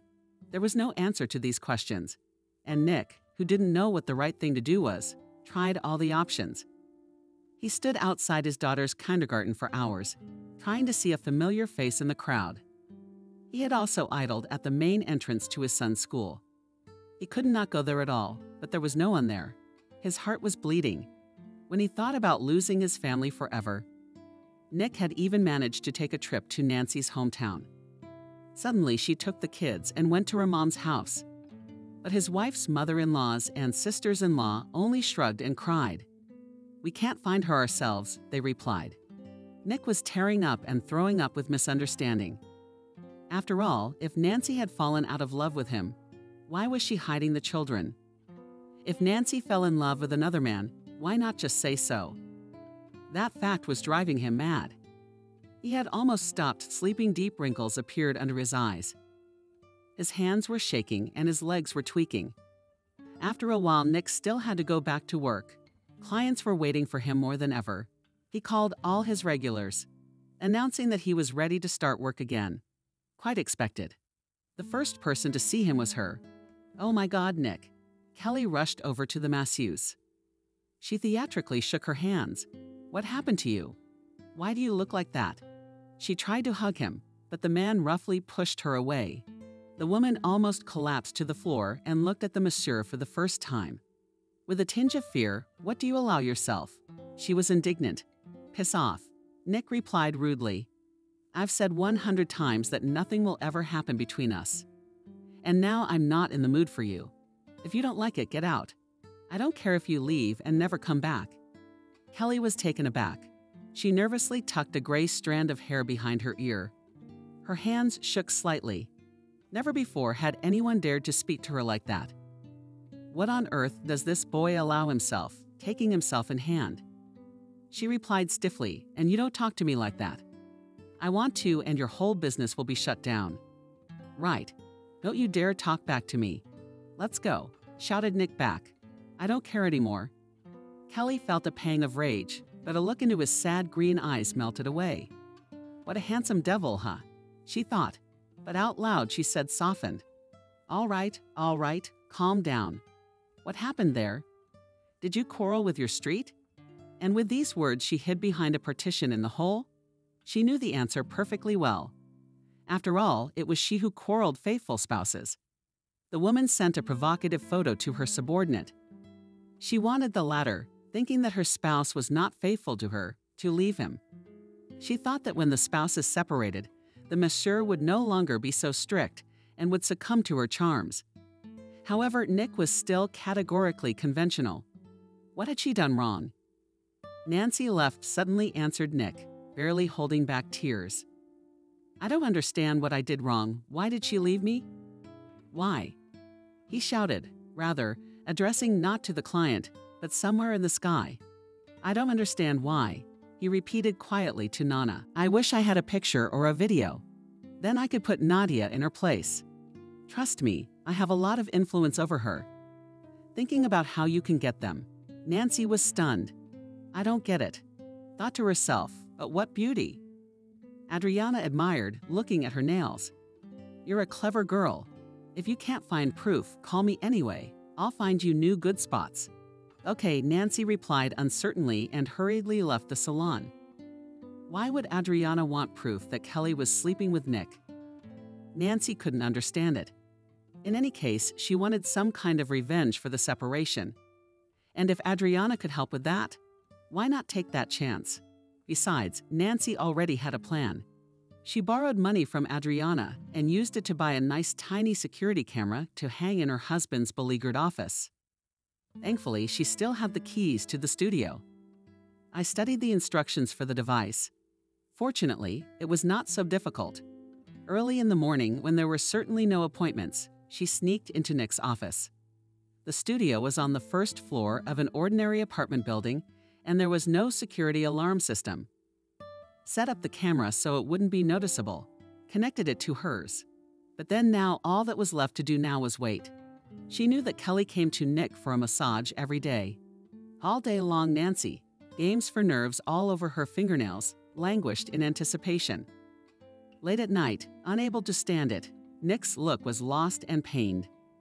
Nancy thought with pain in her chest, "I hope he doesn't drink." She looked at her husband and realized with each new minute that she had never been able to fall out of love with him. "Pull yourself together," shouted Nancy to herself. Slightly hitting his own cheek with the palm of his hand, "He cheated on you," cheated to the masseur, then came the clients one by one. But nothing untoward was happening there. The usual standard massage. Nancy had already had time to think. Maybe she was wrong. Maybe her husband wasn't cheating on her, and it was just some stupid misunderstanding. But then the thing she'd been waiting for happened. Kelly walked into the office. Nancy, making sure the camera not only played back, but also recorded everything on the memory card, watched with pain in her heart. It started out standard, nothing much happened. "Nancy, you cranked the audio up to maximum and was horrified by what you heard." The moment Nick massaged the client, she started talking. "So, you still haven't made up your mind. What kind of a homo are you? I guess I can't wait any longer. I want you. Your dumb ass left you a long time ago. Why are you still breaking?" "Because I only love her," Nick answered calmly, not stopping to massage her. "And you disgust me. I don't know why she left me, but I never love her." Nancy's heart skipped a couple beats. "Didn't he cheat on me?" A new hope settled in her heart. Left ear became more than a little angry. She jumped up from the table in the middle of nowhere and started screaming. "She left because I set you up, you idiot." She lamented her father's separation, covering her breasts with one hand. "Remember the day you agreed to that nude photo shoot? I set you up. I set it up so your Nancy would think you were cheating on her. I sent her a picture of you so she'd think we were having an affair and dump you. She's already left you. Forget her." And with those words, Kelly threw herself into the man's arms, trying to kiss him. He jerked his whole body like an electric shock and pushed her away from him. Kelly fell awkwardly to the floor, but did not stop trying. That's when Nick finally became enraged, grabbed her under her arms, and shoved her out the door, throwing her clothes at her. "We're never going to have anything. I'm sick of it. Get out of here," he shouted as the doors slammed shut in her face. Sitting at the monitor, Nancy couldn't believe what had happened. She seemed to have learned to breathe again. He didn't cheat on me gladly, she thought.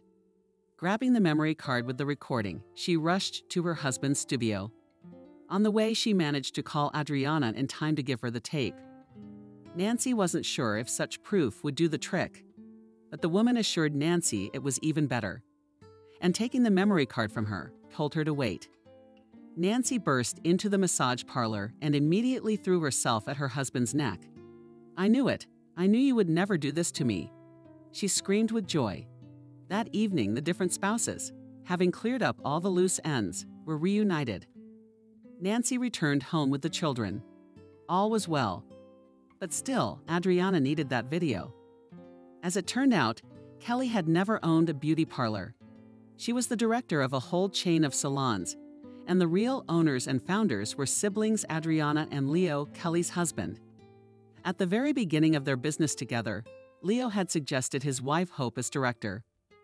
Adriana had never really liked Nadia. They had all been friends since their college years, but Adriana had long known that Nadia was a shameless and unscrupulous woman and completely unworthy of her impecunious husband. Thanks to Nancy, Adriana managed to prove to her brother what his wife was really like.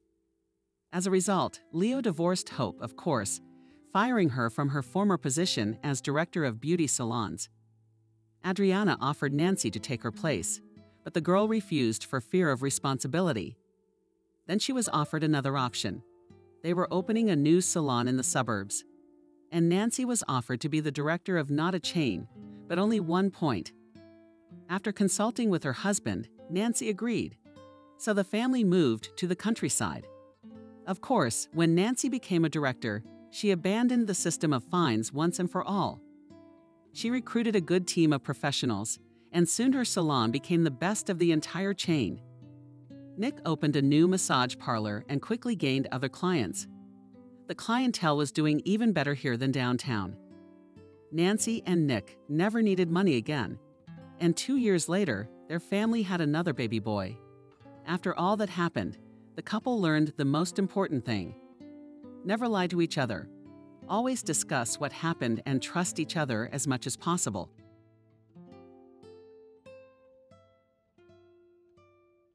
Subscribe and click the bell. I was already walking down Nevsky Lane, turning toward the road. A thin layer of snow streaked the sidewalk. Couples were walking past, warmly intertwined hands warmly warming each other. Grown men were hurrying home from work to their beloved wives and children. I was walking alone in the distance. Through a light haze of fog, I could see a trolleybus pulling away, grasping the bag on my shoulder so as not to lose it in the movement. I quickened my step. The doors were already closing, but one of the passengers asked the driver to wait. Entering the trolleybus, I shook my head from the flakes of snow and, thanking people for waiting, sat down on a vacant seat. Passing by a bridal salon, I smiled involuntarily. Recent memories of Charles came to mind. Soon I would marry the man half the town was in love with, whose face and name graced billboards and the most popular magazines. To the man who chose me over the 1,000 models surrounding him. Charles Vance is one of the richest men in our city, a businessman and sponsor of many orphanages, a man with a capital letter. We met 10 years ago, when I was still working as a teacher in an orphanage. He came there with his colleagues to present the orphans with numerous gifts. At first, he didn't even notice me, but I liked him almost immediately.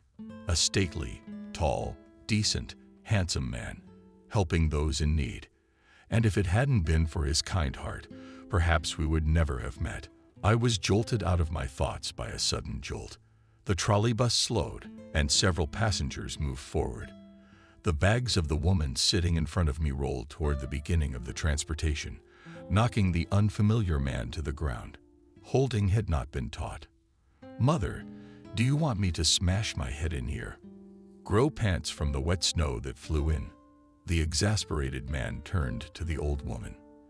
The same ran her eyes, but answered nothing.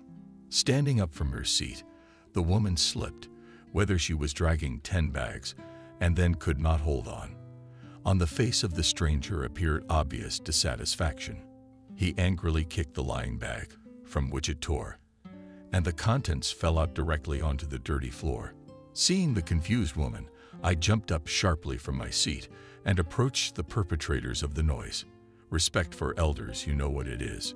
My voice sounded confident, reflexive. I covered the old woman with my body. "Speak as you should." The surprised woman, whose gray strands peeked out from under a dark kerchief, threw down her eyebrows and looked out from behind me. The man was taken aback, but he was still aggressive. "Why are you meddling in other people's conversations?" His hard gaze went straight to my eyes, but I didn't back down. "I'm talking as I see fit. Let him watch his rags. I wish your children would talk to you the same way." I shouted, picking up the belongings of the poor woman who was the target of this ill-mannered tramp. The stranger shouted and headed for the exit. The other passengers watched the scene intently, not even trying to get into the fray. "Are you all right?" I gently stroked the woman's back and put her bags on the empty seat next to her. The old woman, as if still reeling from the situation, slowly sat down and looked at me with grateful eyes. "I'm fine, daughter. Thank you so much. You didn't have to fight with that fool for me." She motherly took my hand in her rusty but soft palms and smiled. "What's your name?" "I'm Kathy." I smiled back at the stranger and sat down across from her. "Is someone going to meet you?" "No, I'm fine." In truth, she nodded politely in acknowledgement of my worries. "My name is Camille. Let me write you the address. Come and have tea with me." "I'd be glad to, Camille." The old woman's eyes sparkled, as if one of her wishes had come true. That's when I turned to the window and saw the familiar houses. "Excuse me, this is my stop." I handed the crumpled woman a sheet of paper and a pen from my bag, so she could write her address for the next appointment. The woman happily wrote the street and house on the mirror in her jagged, barely legible handwriting, and gave me a glance. Stepping out of the trolleybus, I breathed in the fresh, frosty air, freeing myself from thoughts of that unpleasant insolence. Suddenly, there was an insistent sound. I reached deep into my bag, searching for the source of the ringing. Pulling out my phone, Charles popped up on the screen. Smiling happily, I picked it up. "Good evening." It was on the other end. "Hi," I answered, continuing toward the house. It had stopped snowing. The wind had died down, but the squeak from under my shoes gave away that I was outside. "You're still not home." Charles's voice became sharply agitated. "I would have picked you up from work if I'd known you'd be home so late. Don't worry about it. There was a lot to do today. I got off a little late, but I'm almost home now." As I stumbled, I cried out sharply, afraid I would fall. "Kathy, are you okay?" Charles on the other end of the phone was almost shouting, probably scared for me. "Charles, I'm not a child. I just tricked. I'm fine," I assured the man in a calm, slightly cheerful voice. "Let's meet tomorrow at lunch." My lover tiredly exhaled directly into the tube and spoke "Scare me well." "I'll pick you up at 1 o'clock.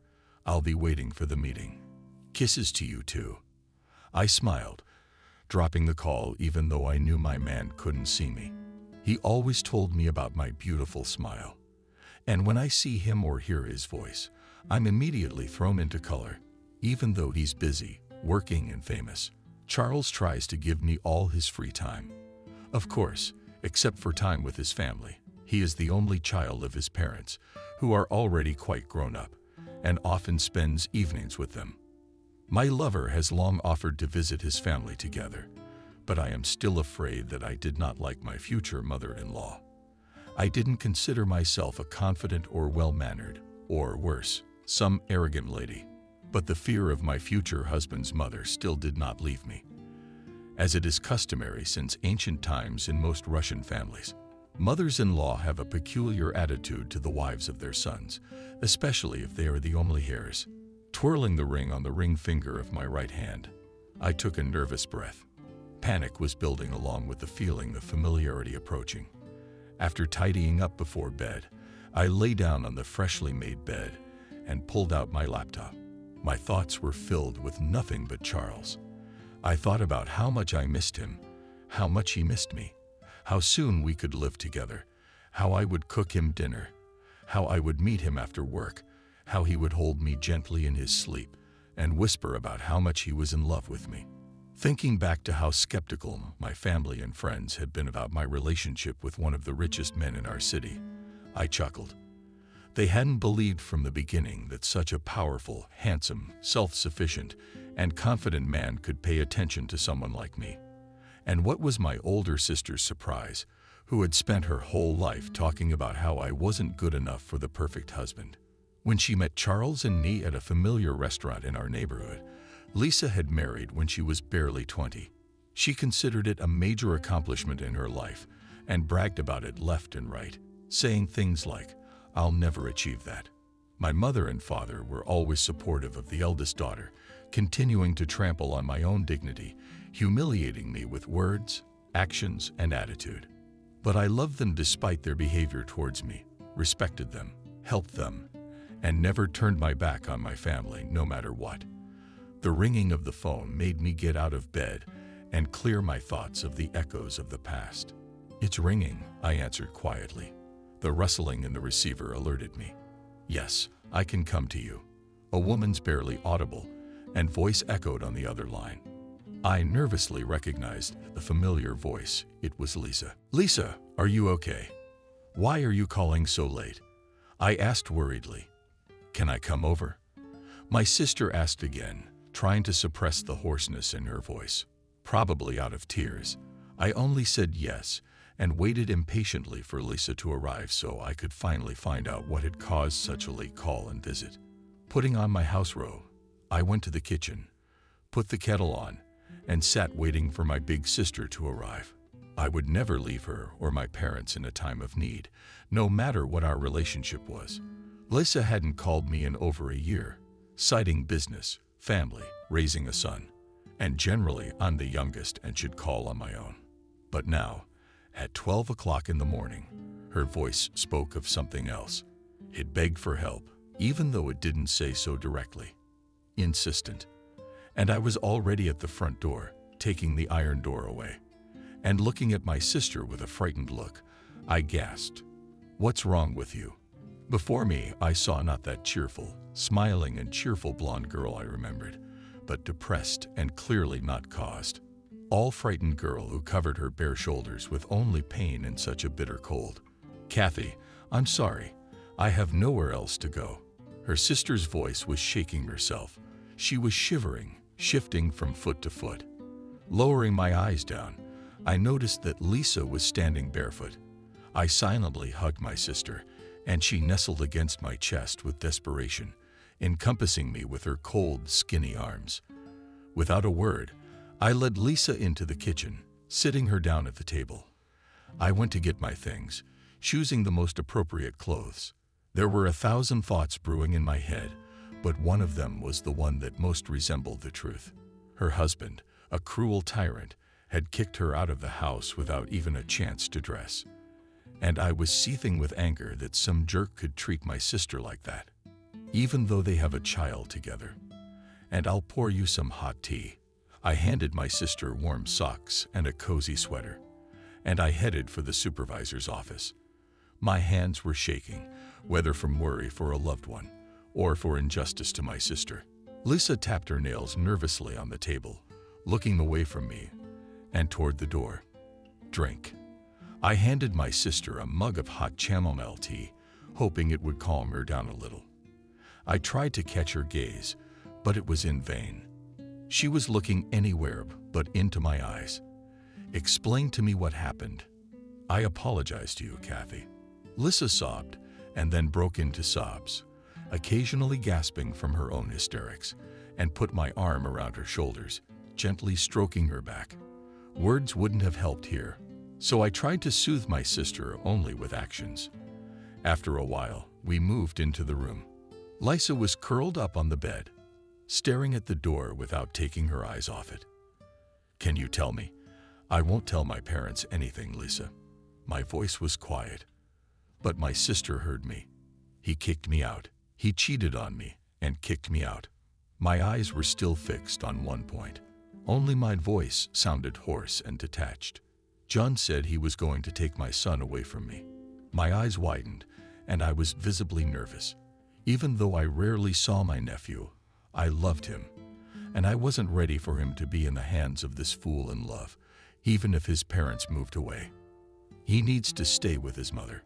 Even though Lisa was not a very good friend and older sister, she treated motherhood with awe and love. And Liam loved his mom too much.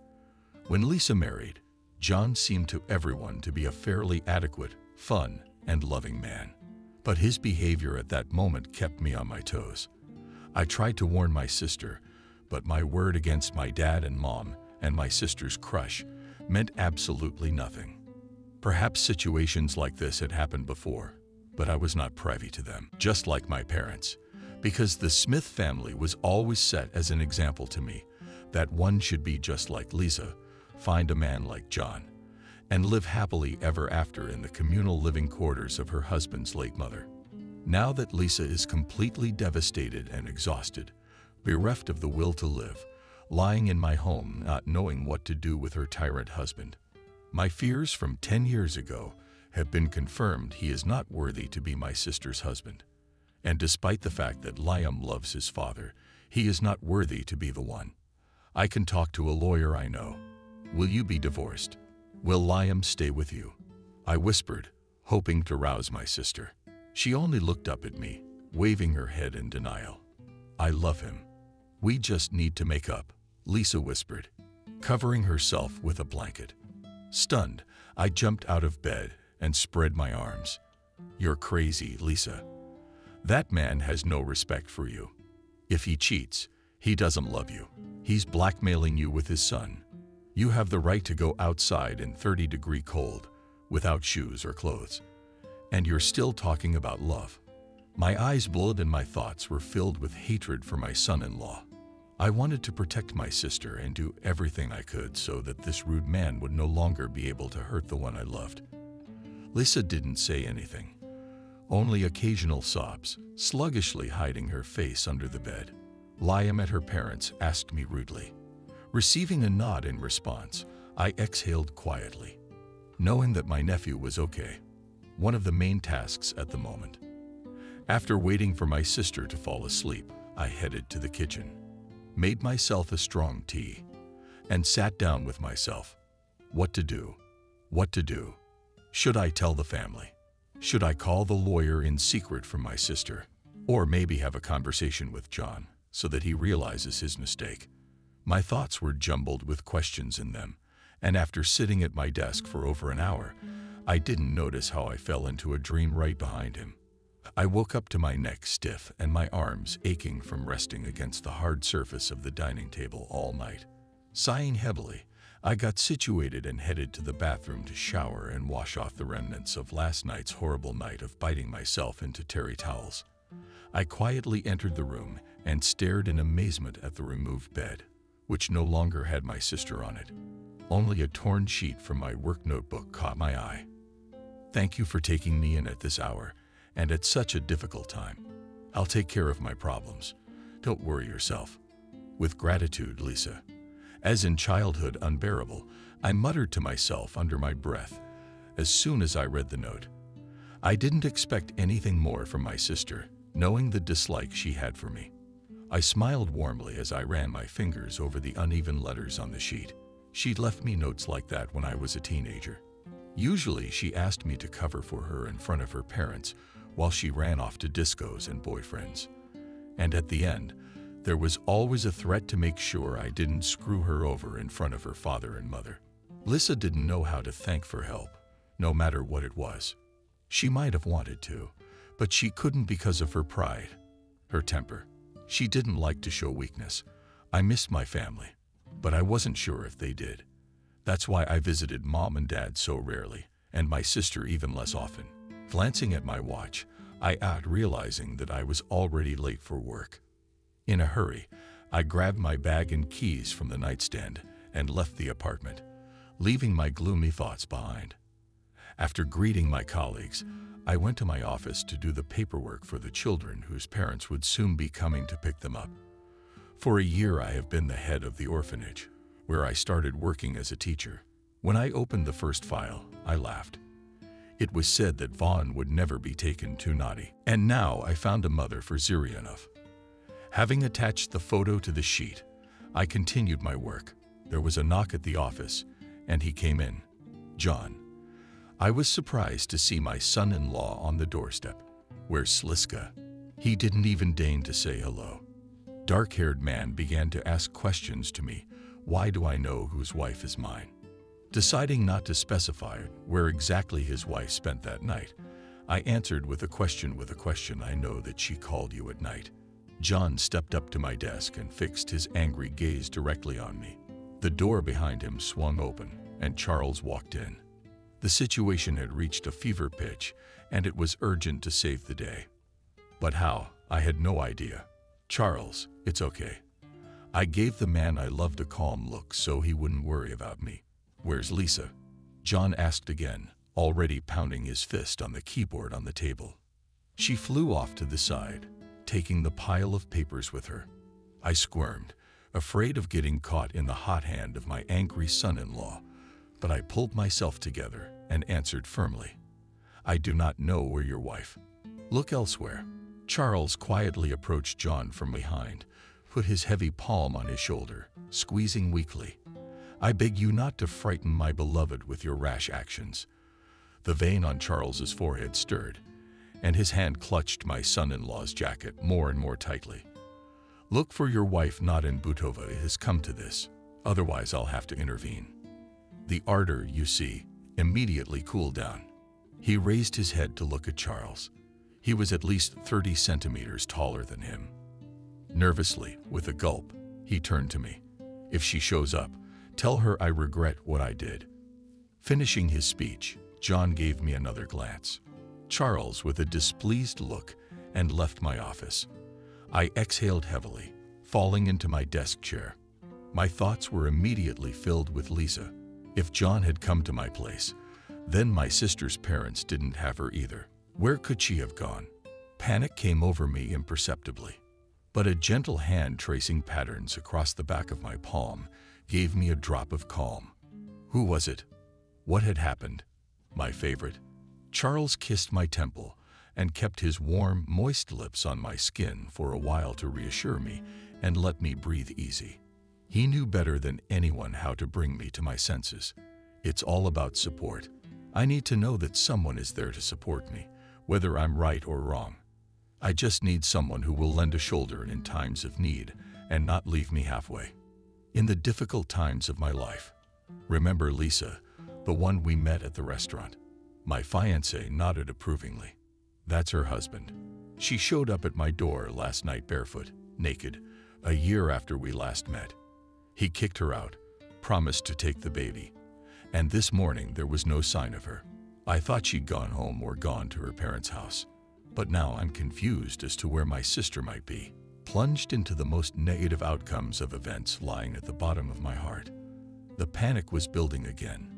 In my chest, she could be anywhere. She has no friends, no more relatives. Anything could have happened to her. And the worst part was that she could bring the trouble on herself. Kathy, don't worry. I'll call my contacts and we'll find her as soon as possible. Charles touched my arm and turned me toward him. I buried my nose in his broad chest and cried quietly. Throughout our relationship, I'd never shown my feelings about my family in front of him. I was always afraid of judgment on his part. Why am I so careless of the people who raised me? And why am I so reluctant to talk about my older sister? So the topic of my family was rarely broached. And if we did talk about her, I told her that everyone close to me was doing well, feeling great. I wasn't lying to her, because Charles was the closest thing to me. After a few minutes, I pulled myself together, and after seeing the man I loved that I was fine, I headed to the principal's office to ask for time off. I frantically dialed my mom's number to ask when the last time she had seen Lisa and to see if she knew what was going on between her favorite daughter and son-in-law. "Mom, hi," I whispered, trying to hide the anxiety in my voice. "Kathy, terrific. Muja." In a voice I immediately realized John brought her nervously out of my eyes, back into my head. I tried to put together the right sentence, so as not to scare my mom even more and not to set my sister up. After all, I had made a promise not to tell my parents about what happened yesterday. "Mom, is Lisa home?" I asked. "Daughter, we can't find her." She turned off her phone. John panicked. "Liam, so Mom wants to see her." Mom tried to hold on, not to cry, but I could feel her motherly heart howling with pain and incomprehension. Where is her daughter now? For a second, I wondered, what about me? Mom had never baked like this, but there was no time for that sentimentality now. So I immediately put all that nonsense out of my head. "Don't worry, Charles will get some people on it and we'll find her," I reassured my mom. The silence in the phone alarmed me. I added, "John came to see me too. I'm very worried too. Thanks for your help, Kathy." Really, Mom's voice had leveled off and she seemed to be squeezing the phrase out of her. Thanking, as Mom used to say, an ungrateful daughter. Apparently, it's not very easy. I just remained silent and dropped the call. Charles, meanwhile, was waiting for me in my office, at the same time calling his friends and the police. I told him what clothes Lisa had left with and where she might be. "We'll find her," Charles said affirmatively and offered to drive me home to my parents' house. I didn't feel like driving, and I couldn't really help them at the moment. I decided to think at home about where Lisa could go to escape her husband's tyranny and threw off my heavy winter coat. I went straight to the kitchen. My stomach grumbled, demanding at least some food, because I hadn't eaten or drunk anything since last night except tea, which I'd fallen asleep with. Cut myself a salad.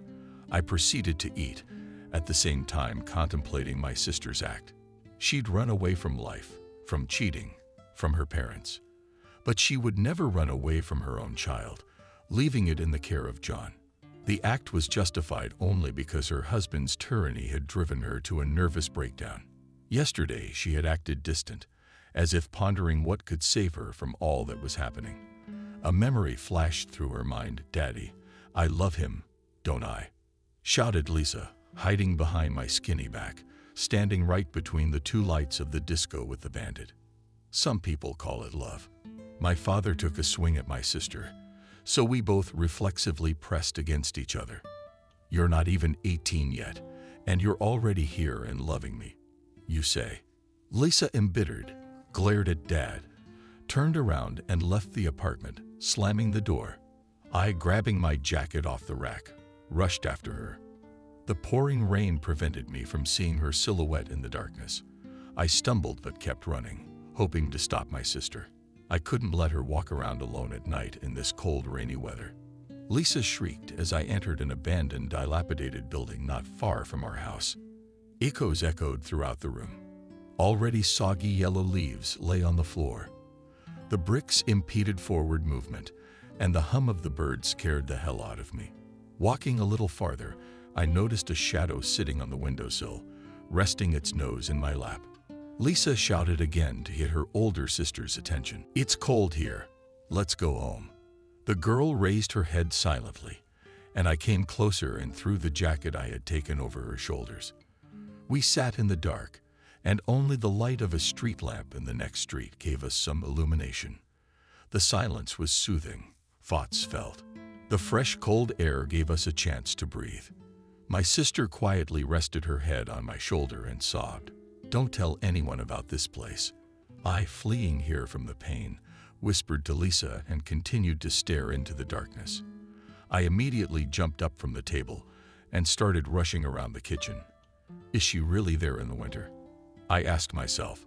My sister hid there from pain, from family, from judgment. And most likely, she remembered this place at such a difficult moment for her. Grabbing my phone, I immediately called Charles and asked him to take me to the place, making him promise not to tell anyone about it. Even after 13 years, I wished I could keep that little big sister secret. We drove at breakneck speed, outrunning the cars ahead of us. Charles pressed the gas to the floor, recognizing that we might find my Lisa. "You asked confidently." Charles took my hand and gave me a warm look. I nodded and squeezed his fingers in my palm. As I drove up to the ruined building, my heart sank. I was afraid to see the worst possible outcome there. Afraid that my sister might have done something irreversible. "I'll do it myself," I told Charles, stopping him just before the entrance. Walking down the familiar path, I froze, hoping for the best. Turning in the right direction, I exhaled with ease. Lisa was sitting on the very windowsill by the cats in the plate she had apparently taken from my house. I walked quietly over to her so as not to startle her with my presence, sat down next to her, and gave her a sisterly hug around the shoulders. She knew I was coming. She felt it, so she wasn't the least bit afraid.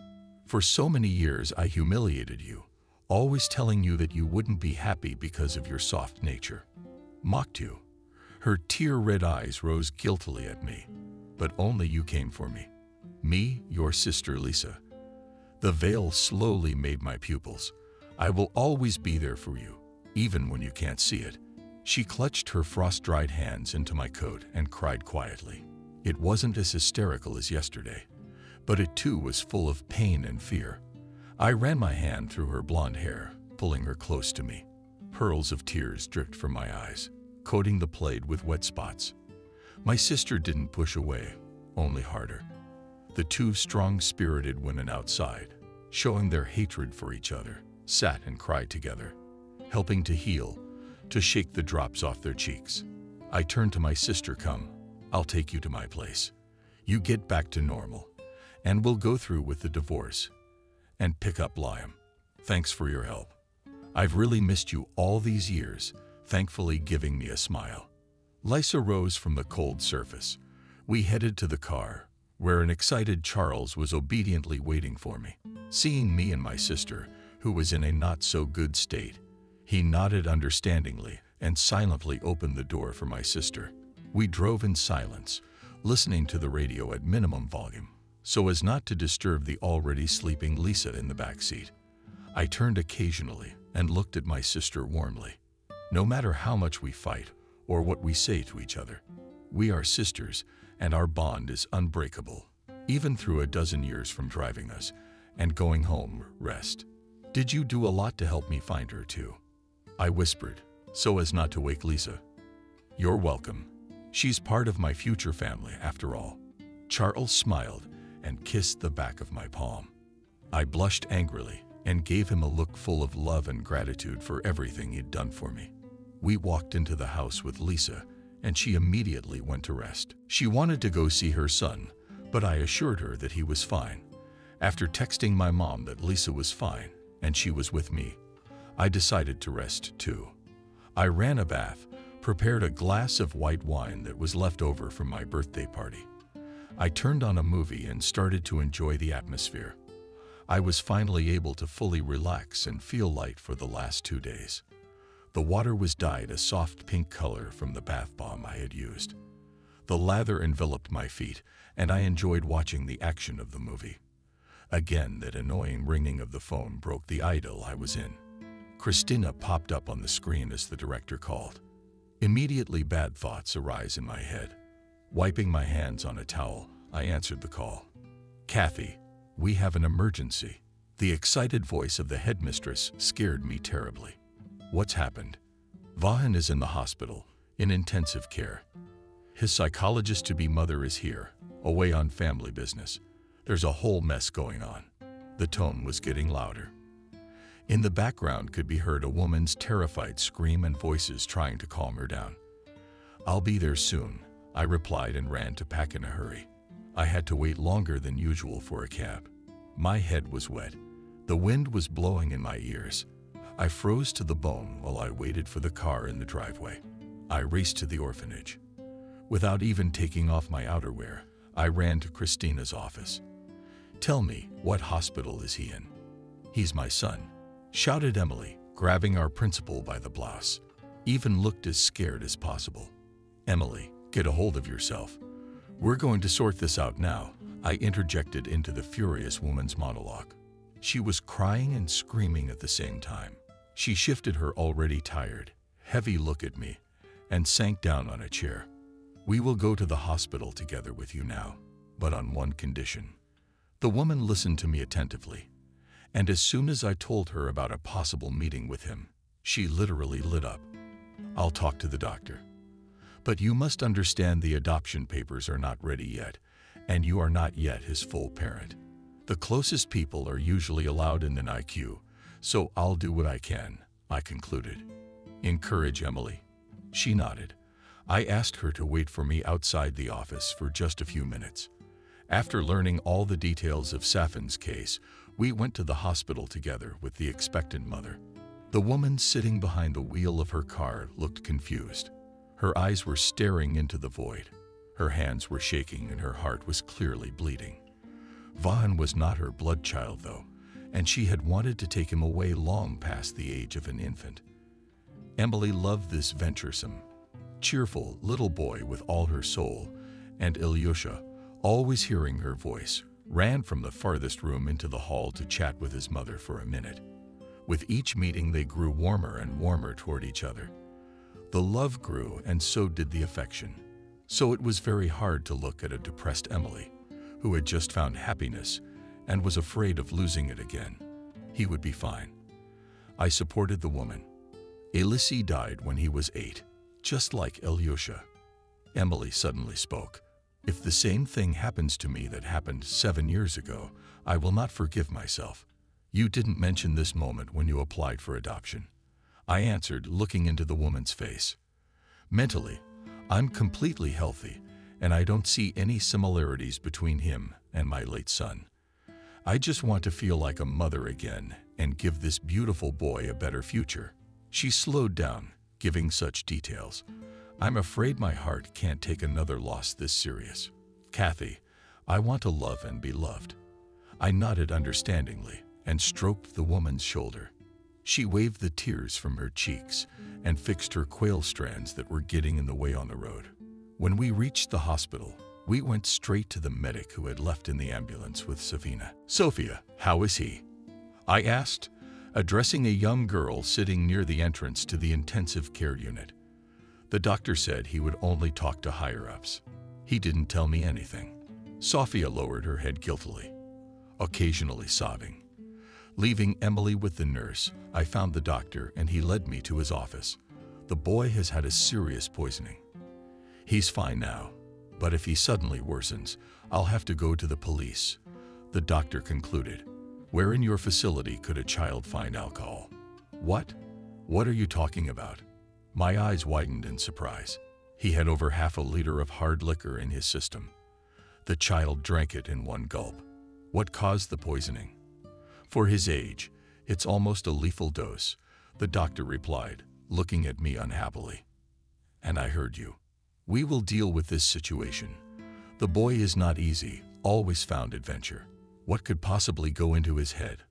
I answered confidently, hiding my shaking hands under the table. His foster mom can see him. His adoption papers are being processed. I can't present them right now. But if he meets with his mom, he'll obviously feel better.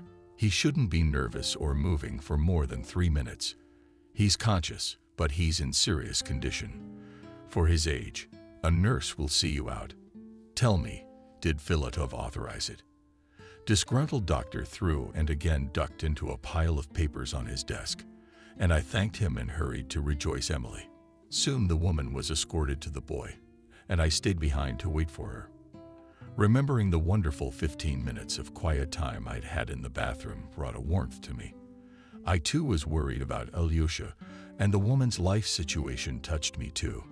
But I wondered if anyone was wondering what was going on inside me and worrying about something joyful for me. Emily came out of the room and came straight to me. Kathy, thank you so much for your help. If it wasn't for you, I would be torturing myself with scary and frightening thoughts. But I am now 100% sure that my baby will live. Without a moment's hesitation, the woman took me into her arms. I reciprocated and wished her son a speedy recovery. Sophia, having finally learned about the baby's condition, went home, and Emily decided to drive her. I hope I get credit for this, she chuckled to herself. I headed outside, putting my hand in my pocket. I frowned, fumbling for a piece of paper. Unfolding the piece of paper, I smiled. It was the address of the very nice grandma from the trolley bus. Looking at my watch, I decided to visit her and thus free my thoughts from the negativity that had accumulated over the past few days. I knocked meekly on the door, waiting for my landlady. The door was opened by a stately man, probably a little older than Camille. He looked at me perplexed and later asked, "Who don't believe in God? We're not buying vacuum cleaners." "Excuse me, I'm here to see Camille." An old lady looked out of the man and immediately broke into a smile. She owed me a mug of tea. "Kathy, you made it," exclaimed the woman from the food man aside, thereby throwing him out of his stupor. She gave me a motherly hug and motioned for me to come in. "This is Kathy. Remember I told you I rode in the trolley. She was the one who protected me," Camille said proudly, helping me take off my coat. Grandpa hesitated at first, but later he smiled too and extended his hand to introduce me. "I'm Kevin." The nice man led me into the kitchen and put the kettle on. Camille, on the other hand, started to take out cookies, nuts, and jam. I felt at ease and chatted happily with Kevin while his wife set the table. "So you're an educator too?" The man spoke excitedly as soon as he learned that I had studied at a teacher training university.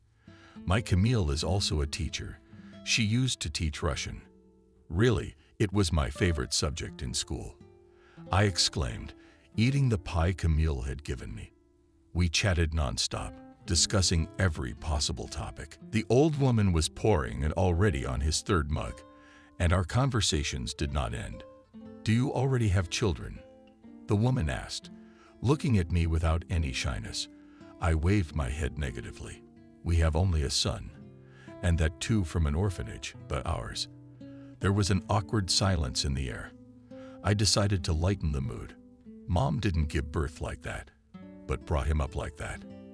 I took the woman's hand and stroked the back of it with my other hand. She smiled. We didn't bring up the subject of children again, but there was still a little tension. Seeing through the window that it was already dark outside, I decided I should head home. Lisa had probably come to her senses by now, and Charles was ripping off my phone because I had set it to silent in mode. Thank you, Kevin and Camille. You helped me out. I feel better after sitting with you guys. I hugged those nice people and headed for the bus stop. After dialing Charles' number, I waited for an answer. I've called you 15 times, Kathy 15. Charles' voice was rather gruff, but excited at the same time. I put the phone on silent. A kid was hospitalized at work. I replied guiltily. I'm sorry. Charles stammered a cough and answered I didn't realize that something serious had happened. I was really worried. I understand. I think about you a lot. A ridiculous silence formed after these words. I miss you. I love you too. His velvet voice made me smile. I love you and hope to see you soon. I love you, I replied and reluctantly hung up the phone. As I got on the trolleybus, I fell asleep instantly, forgetting all my problems. When I woke up 2 stops before my stop, I put on my hood and waited for the transportation to slow down. The house smelled like childhood. Taking off my coat, I walked into the kitchen and found my sister in there, diligently chopping vegetables while dancing to the music on the speaker. You're back. Where have you been? Did you leave the bathtub with water? Lisa asked. A smile was visible on her face. The beauty had gone from her eyes, and she looked quite awake. It smells. Here are the horns, I said, walking to the table. I had things to do. Didn't get into it at work. I see you're feeling better. I made up with my favorite sister. Soon, getting rid of the tyrant husband. What could be better, my dear? Laughing, Lisa replied, putting the ingredients for the salad into a bowl. Thought I'd treat myself to your favorite food. Saw cottage cheese in the fridge, so I made some rusks. Are you happy? I nodded without further ado and pulled my arms around the girl. For a tight hug, she came over, and we were reunited. Just like when we were kids, to old songs and the smell of cotton candy wafting through the apartment. We lost track of time, chatted nonstop, remembering the past and telling the present. In my sister's eyes burned the very fire that John had once extinguished in them. I left the Waddles, drinking my tea, and listened intently to my sister. She was excitedly telling me how her son was growing up, how he resembled me as a child, how she missed me in the difficult moments of her life, despite her attitude toward me in the past. I was glad that this particular person had come back into my life somewhere in the back of my mind. My inner child cried tears of joy that at 28 years old, he had found a big sister. Lisa looked back at my facial features with admiration, occasionally touching my hair. She saw herself in me. And though we weren't alike in personality, we were insanely similar in appearance. Dark as coal, hair as thick as coal, beautiful eyebrows and brown eyes like the core of a planet that you wanted to drown in. We achieved each other's love, which we were very happy about. Now at 2 o'clock in the kitchen, drinking tea together, I woke up to movement next to me. Lisa turning in different directions, almost pushing me out of bed. I lost my eyes and stared at the clock 7:30 in the morning. There was literally half an hour left to sleep, but I decided not to tease my body and grudgingly swore by the bathtub. Even at this early hour, nothing could spoil my mood. I took a shower, did the necessary facials, and decided to curl my thick black hair. After half an hour of torture, I had a charming style on my head. I could wear it to a wedding. I heard behind me. A sleepy Lisa was smiling in the doorway, looking at me. Oh, come on. I laughed, applying balm to my lips. I have to be irresistible at a wedding. I always do. My sister gently ran her hand over my back and went to take a shower. After packing, I went to work, while sending a good morning message to my favorite man. Yesterday, I felt ashamed for forgetting about him and making him worry in hopes that today would pass without incident. I was thinking about having a romantic dinner with Charles this evening. Walking into work, I received tons of compliments on my hair filled with color. I headed to my office. There was the most unexpected surprise waiting for me that I never imagined. "Noah, what are you doing here?" I asked in surprise, staying close to the door. "It's good to see you too, Kathy." The man smiled wryly and walked over to me. "I'm not. Why did you come here?" Shaking hands betrayed my indignation at that. I took a step back. My first, but also my hardest love, the one I'd spent years trying to forget, was sitting in my office, sprawled on a chair in a masterly manner. It's been 7 years since we last met, and on that fateful day I hoped I'd never see his smug face again. But fate thought otherwise. Don't be afraid. I came not to Kathy, who was head over heels in love with me, but to the head of Kathy's orphanage. His grin never left his lips even now. For as long as I could remember, he'd always been such a narcissistic, arrogant kid. But I guess he'd gotten a hold of me in my 20s, and our breakup was torture for me. "What you need?" I took off my coat and snapped at him. "You haven't changed a bit. You're still beautiful, slender, bold." Noah gave me an animalistic look and smiled. Noticing my glare, he continued, "My wife has a soft spot for kids without families. I'd like to sponsor your institution. 3rd floor, 2nd door on the left. You want to see the director?" Through my teeth I sneered, trying to distract myself, and looked at the personal files on my desk. "And they said that sponsors are handled by you, especially Vance." Hearing the last name of my favorite person out of his mouth, my fists clenched involuntarily. I jumped up from my seat and pointed my finger at the door. "I'm sorry, I didn't mean to. My thoughts are all jumbled up. I don't know what I'm saying." Bracker hesitated, throwing me into a stupor. I've never seen him so lost. A moment ago, his sneers and chuckles filled the office, but now his confidence was gone. "My wife is dying," the man blurted out. He touched every object on my desk to keep his hands busy. "What are you talking about?" Sitting back down, I asked. "You're supposed to know what true love is, right?" He asked sharply, raising his guilty eyes to me. I nodded. "I met her 3 years ago. She's young, confident, and her eyes are like an ocean you want to drown in." He spoke of his wife with admiration, as if she were something impossible, beyond the reach of ordinary people. 2 months ago, we found out she had cancer. Terminal brain cancer. His gray eyes filled with tears. Nerves made him drop the magnet he'd grabbed from my pencil case. She had dreamed of children, but now she asked me to give all her savings to orphanages, so I did. Now she wants me to sponsor at least one orphanage in her memory. I covered my eyes, trying not to feel the pain. What is Noah feeling right now? I didn't know what it was like to know that your love could leave you at any second. But now, looking at someone whose eyes are already tired of crying, whose hands are already down, I can see how hard it is. I want her name to hang on your wall of honor for the rest of her days, to be immortalized here. It embedded itself in my heart as well. An innocent tear fell from my eyes as I listened to Noah's story about his wife. I forgot about the pain this man had caused me. I pulled myself together and was willing to help him with the paperwork for the long-term sponsorship to make this all go faster.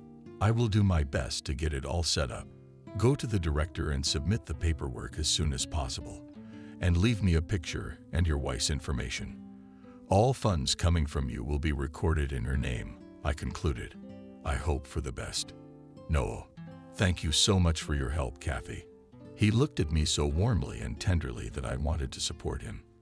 I walked over to my former lover and hugged him. "Hang in there," I said and looked at the man.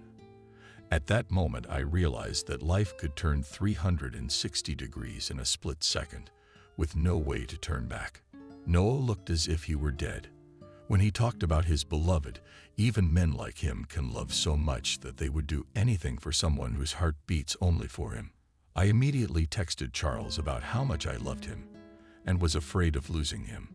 People need to know that they are loved. They need to feel it because there is no telling what will happen tomorrow. Charles immediately called me to ask what had happened. I briefly explained the situation, and he invited me to dinner that evening. Inspired by tonight's date, I continued to work. By the end of the day, I was mentally looking forward to meeting my lover. I wanted to finally embrace him, breathe in his wonderful scent, and talk to him. There was a knock at the door. Charles came in with a huge bouquet of chrysanthemums, which I love so much. "Oh my God, they're beautiful," I exclaimed, accepting the gift. "Not as pretty as you, but still." Charles smiled and kissed my cheek. I flushed and, laying the flowers on the table, threw myself into the arms of the man I loved. His scent of pine and wood drove me crazy whenever I was near him. "I missed you so much," my fiancé said quietly, pulling me close to him. "Let's go, we're late." And I, smiling with all my 32 teeth, threw on my coat and hurried happily after Charles. Once at the restaurant where Charles had reserved a table for us, I relaxed, ordering a bottle of wine and a variety of entrees. We proceeded to dinner, talking about everything in the world. He was a suave, gentle, confident man. I felt safe with him. When we are together in an informal setting, I always feel sleepy, which means I have the right person with me. Charles is the one who will follow me wherever I go, support me whenever I go, and help me wherever I go. Our love grows stronger every day, even when we don't see each other. I feel it subconsciously. Charles raised his blue eyes to me, and I froze. "I proposed to you so long ago. Maybe it's time to get serious," Charles asked. Why did I hesitate? "What are you talking about?" I asked back. "Tomorrow's a day off. I'm going to my parents. Maybe you can visit them with me." Charles looked in my eyes for agreement, but all he saw was wine. "I'm sorry, I'd love to." "Really?" I was silent. He was still waiting for me to continue. "I want to deal with my sister and brother-in-law, do the paperwork, and wait for Vaughn to be discharged. I feel responsible for all of this. I want to go to your family with a pure heart. But that's obviously not right now." Charles nodded understandingly, but at the same time resentfully, and continued eating his steak. After a couple minutes of silence, he did speak. "You always think of others first. When are you going to start thinking about yourself?" I was running out of time, appearing as a piece of beef. When I heard those words, I knew that Charles was right now more than anyone else. But I couldn't abandon my sister to her fate. I promised to help her with her divorce and her son. The story of Vaughn and his mother is also a sad one. And my happiness is probably not as important as their grief. It's the same situation with Bracker. I was afraid to lift my head and look into my fiancé's face, because he's waiting for me to be ready to meet his family so he can start preparing for the wedding. And I, with my overly kind heart, am doing anything but my personal life.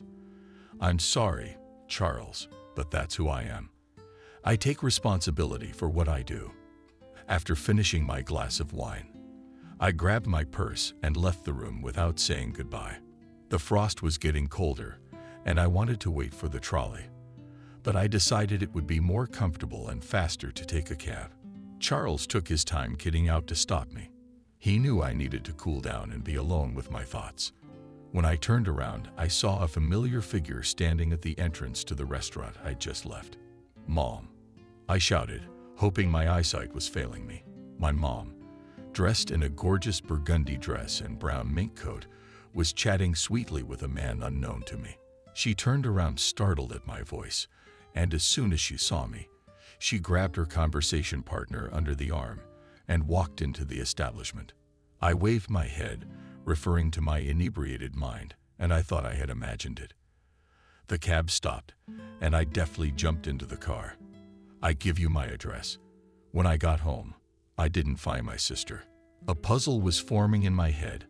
I frantically dialed my sister's number and paced around the apartment, waiting for her to answer. "Lisa, hi. Where are you?" I asked.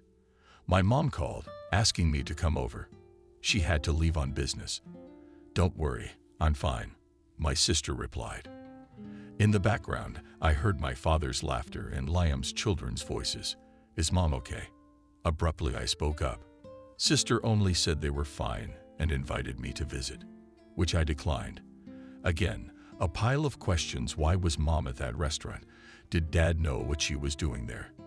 And who was that mysterious man next to her? My temples were burning. The feeling of my brain melting wouldn't leave me. I was nervous. I couldn't find my place. I didn't even know what it was that was making me question myself so much. Cheating is my biggest fear. But cheating on your mother with your father is worse than if it happened to me. I couldn't take it any further, so I called my mom. Mom, good evening. My voice sounded pretty rough. Hello, daughter. My mom's gentle voice alarmed me. The last time she had called me daughter was over 15 years ago, not counting the latest situation involving Lisa's disappearance. Where are you now? Can we meet? I decided to ask the question right up front. I can come to your place after the big meeting. My mom threw me the text address and immediately disconnected. I looked at the faded screen and waved my head. No way, I said to myself. She hadn't been to my house once since I'd moved away from them. I hurriedly texted the address to my mom and waited for her almost at the front door. Charles hadn't called, but I was worried about him, even though it wasn't a good time. So much had happened in the last few days that my head was bursting with trying to find answers to all the questions in it. More than an hour and a half passed, and still I sat in the kitchen waiting for my mother. The doorbell rang, and I ran to open the burgundy dress, and brown fur coat in my heart unpleasantly shook, and I became even more nervous than before. Come in, I said dryly and moved toward the kitchen. Mom took off her outer garments without a trace of shame, and I noticed how deep her cleavage was. At such an advanced age, I know what you want to talk to me about. Mom sat down across from me, not even bothering to hug her daughter. No matter how I feel about my father, he's still my father. How can you do that? I raised my tone sharply without breaking eye contact with my mother. You should have listened first, risked my mother's stern voice. I slowly lowered myself into the chair and raised my eyebrows questioningly. Your father has huge debts with nothing to pay, Mom concluded, watching my reaction. This meeting at the restaurant could cover them once and for all. I rounded my eyes and didn't even know what to say to that. I didn't want to know what exactly Mom was up to, but I wanted to get this masquerade over with as soon as possible. The amount of the debt, I blurted out, not waiting for the story to continue. Mom looked at me in surprise. $1,500. The woman cut me off, as if to tell me, how can you help me? I'll give you this money, and you finish your meetings with strange men. My nerves were fraying, my palms were sweating, and I wanted to get rid of company like my mother. She didn't comment on my words in any way, but I could see on her face that she was dumbfounded as much as I was. I walked to the bedroom and pulled an envelope called wedding from the nightstand. I had been saving money for it, knowing Charles was rich, but I wanted to contribute to our shared event. Holding out exactly $1,500 to my mother, I spoke. Tell your father the relatives helped or sold some gold. Don't say I gave it. Mom's eyes glistened and she lowered her head. Something inside her ached. Seeing a mother crying, even a mother like that, is very hard. I wanted to hug her, kiss her, and tell her that I still loved her. But my pride was greater than my weakness in front of my loved ones, especially when they care so much about you and your family. Thank you for your help, daughter, my mom whispered and looked guiltily into my eyes. She left my abode. I slowly slid down the wall to the floor and cried. I couldn't stop mine. The tears came. There was a lump in my throat. My head was bursting with migraines. She left without just saying thank you, without asking how I was, without asking what was wrong with me, without telling me how much she missed me, how much she loved the one she used to walk around like that as a child. Or Layla. I was ready to scream from that one, but I was also aching inside from the reanimated wounds inside that my own mother had inflicted on me. I had emptied myself completely over the last week of my life. My mind began to leave me, my body, and I lost consciousness. Waking up from the sunlight, I didn't realize where I was at first. Then, coming to my senses, I looked around. My head was still splitting open. Drinking a painkiller, I cleaned myself up and decided to distract myself from bad thoughts with work. There was no desire to communicate with anyone, and after just checking Messenger for messages, I pulled out my laptop to check the archive of old fosters. Christina had instructed me to look for a child named Charles, and I set about checking the personnel files that we had only recently converted to electronic form. My eyes were blind, but I kept searching lest I fall asleep and think of those who were not thinking of me at all. Nervously flipping through my files, I caught a glimpse of a familiar birth date, 17080. I smiled, remembering Charles. I took a picture of the boy's file. I moved on again, but something told me to go back. The boy with the same birth date as my future spouse was also named Charles. There was no information about his family. The only thing listed was future guardians Vance and Vance P.W. My eyes rounded. I couldn't believe what I was seeing right now. Charles had never talked about the fact that he was an orphan, but the odds of him not knowing about it were very high. Could it have been a mere coincidence? Yes, but my gut told me it wasn't. I didn't know what I would do if I withheld such information from my loved one. It would be a lie, which I hate so much. But on the other hand, only parents should be told about such things. My principles won out, and I quickly called Charles, asking him to come to me right away. He didn't even ask any questions, said he was on his way, and hung up. I hastily prepared a light lunch to feed Charles, and then I frantically waited for him. The last few hours of waiting have been torture for me. Another bout of severe headaches knocked me out. There was a knock at the door, and later Charles came in, asking why the door was unlocked. Apparently, in my condition yesterday, I had forgotten to lock it after my mom came in. Charles, I'm sorry for leaving last night. I wasn't myself. I had so much on my mind, I said, but Charles held me close, kissing me gently on the top of my head. I'm ready to love you any way you want, impulsive, angry, funny, sad, kind, responsible, working. Charles whispered quietly, I will hold our love for both of us. When will it be hard for you? I guiltily raised my eyes to the man and asked him to sit down. He obeyed and sat down on the bed. You look worried. Did something happen again? My lover asked, looking around the room, which was in chaos. I slowly turned the laptop screen toward him and asked him to read the data, warning him not to take it personally right away. What did Charles ask after reading the personnel file of one Charles? Who is this? And why my parents' records? Charles, I could be wrong, but the date of birth and the family of the guardians, I blurted out, feeling the tension in the air in one breath. It could be someone else, but I couldn't keep a find like that from you. I sat next to him and wrapped my skinny arms around his broad back. He kissed the back of my palms, without taking his eyes off the monitor. Through several layers of clothing, I felt his body throbbing with heat, his skin covered in a thin layer of goosebumps. I wanted to take all the excitement and worry away, so he wouldn't feel what he was feeling at the moment. In an instant, he pulled out his phone, took a picture of his personal file, and jumped up abruptly from the bed. I'll come see you as soon as I meet my family. I love you. Charles gritted his teeth and walked out of the apartment, slamming the door. I panicked and subconsciously blamed myself for my lover's condition. There was no telling how this situation would turn out. Living for over 30 years, considering people as your parents, and then suddenly finding out that you were taken from an orphanage. Once again, one of the hardest days of my life has come. What else did fate have in store for me? My hands itched to call Charles and tell him it was a mistake, that it couldn't be. But he was already rushing to his family to find out the truth. The unknown is the most frightening of all. So I sat on pins and needles until 2 o'clock, waiting for news from Vance. The door opened and Charles walked in. Every lost person in the world. My cheeks burned with frost. Looking down, I noticed the wound on his arm was bleeding as well. What happened? I ran up to my lover and grabbed his wrist sharply. The blood was dripping and the wound looked bleak. Charles didn't say anything, just sat on the bed and breathed heavily. I fetched the first aid kit and began to treat the cut.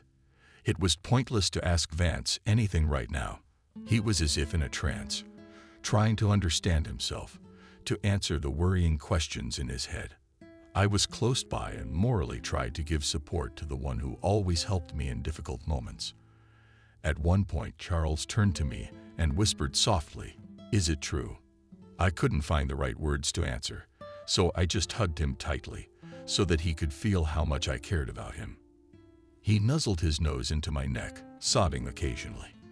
At that age, it's hard to realize what your family has kept from you for years. Maybe if it wasn't for me, it would never have come out, and it made me feel guilty. "I'm sorry," I whispered. Charles looked at me in surprise, saying, "What does this have to do with you?" But I was the one who found the file and told you.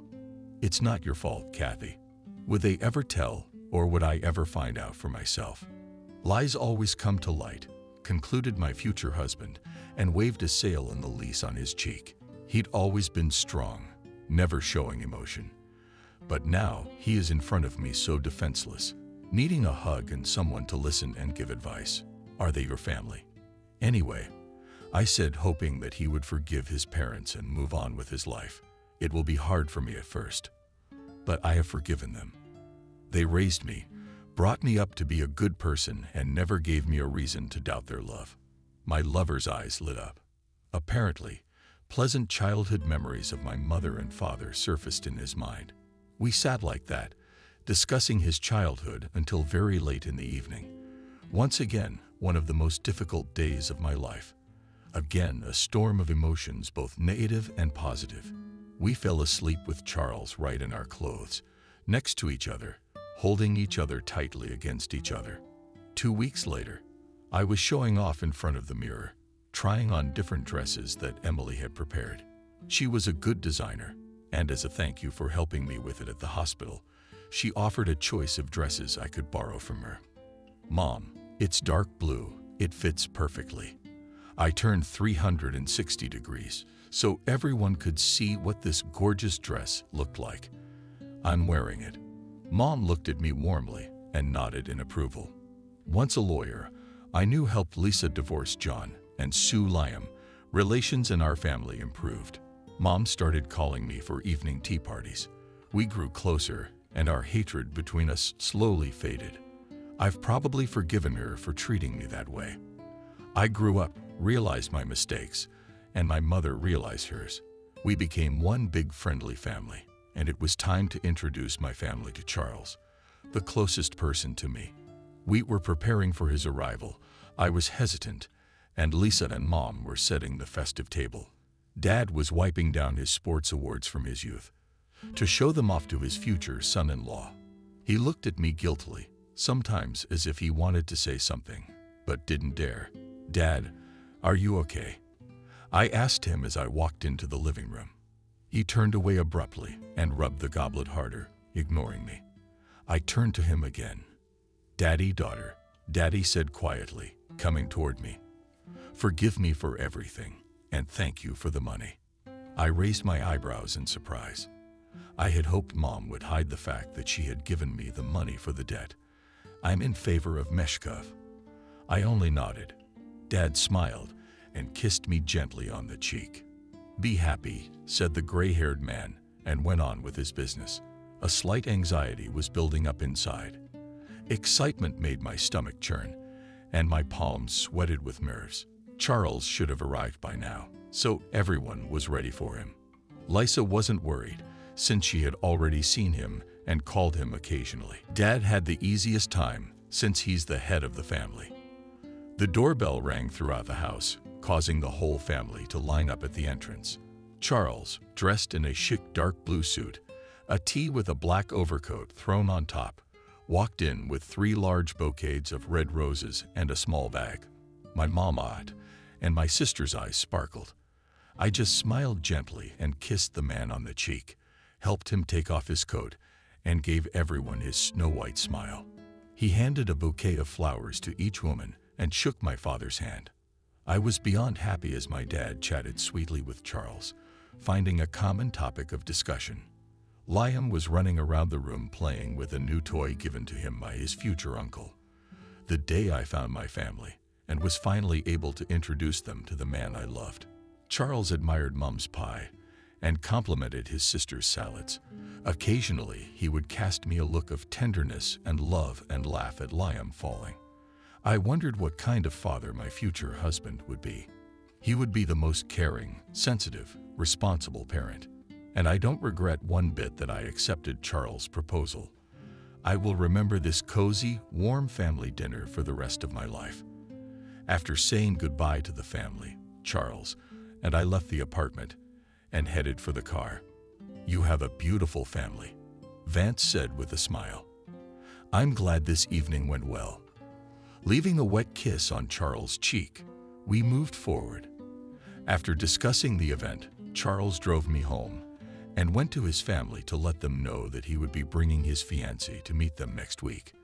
The subject of the orphanage was simplified and safely forgotten, which I was glad about.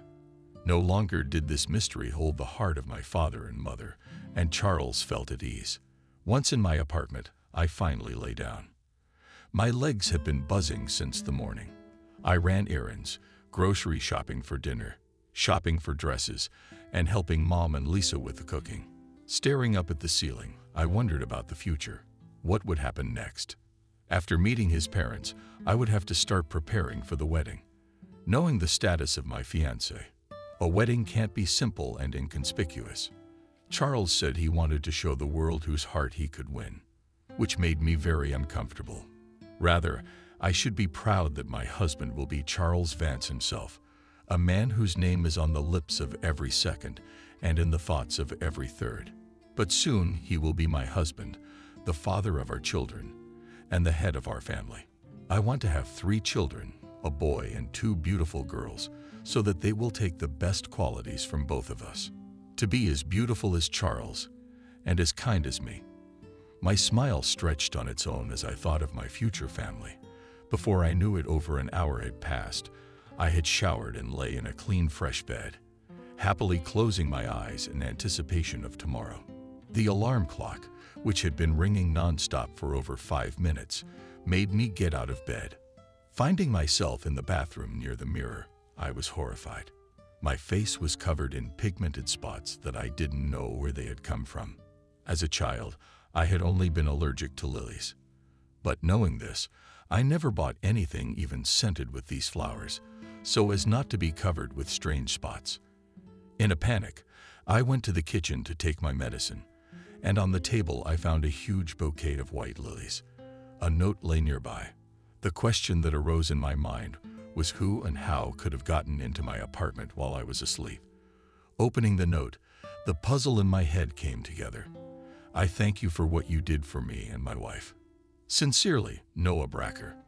That asshole still has the keys to my apartment. There's no other explanation for those flowers. He didn't even know I was allergic, so he brought this particular bouquet. I smiled inwardly. I was glad that his wife was pleased with her husband's act and that I had once again done a good deed gratuitously. But I still called Noah and asked him to get rid of the key to my apartment and thanked him for such a wonderful surprise. After a drink of anti-allergen and pills, I put the gift away on the windowsill and started to get ready for work. The spots from my face were slowly going away, but not completely. From having flowers in my apartment, going outside, I felt a nice breeze and breathed in a full lungful of fresh, cold air. Going to work, I greeted my colleagues and decided to spend half an hour with the kids.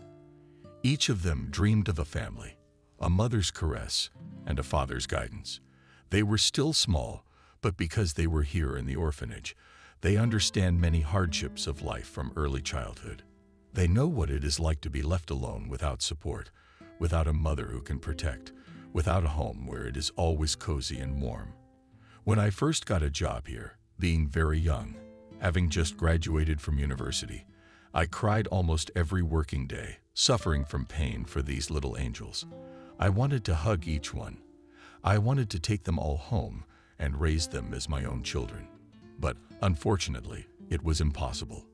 Here, either you are lucky and you get into a good family, or you grow up here until adulthood. And then you are released into free flight, and you are left all alone in this hard adult world. The sweet girl came up to me and looked at me with her light blue eyes. They were uncannily similar to Charles' eyes, which made me run my hand gently through her hair. She was barely 4, but her demeanor was much older. She only cried when she was really hurting physically, never got cranky, dressed herself, and tried to always help other children when needed. "Kathy, you look like my mom," Eve pronounced.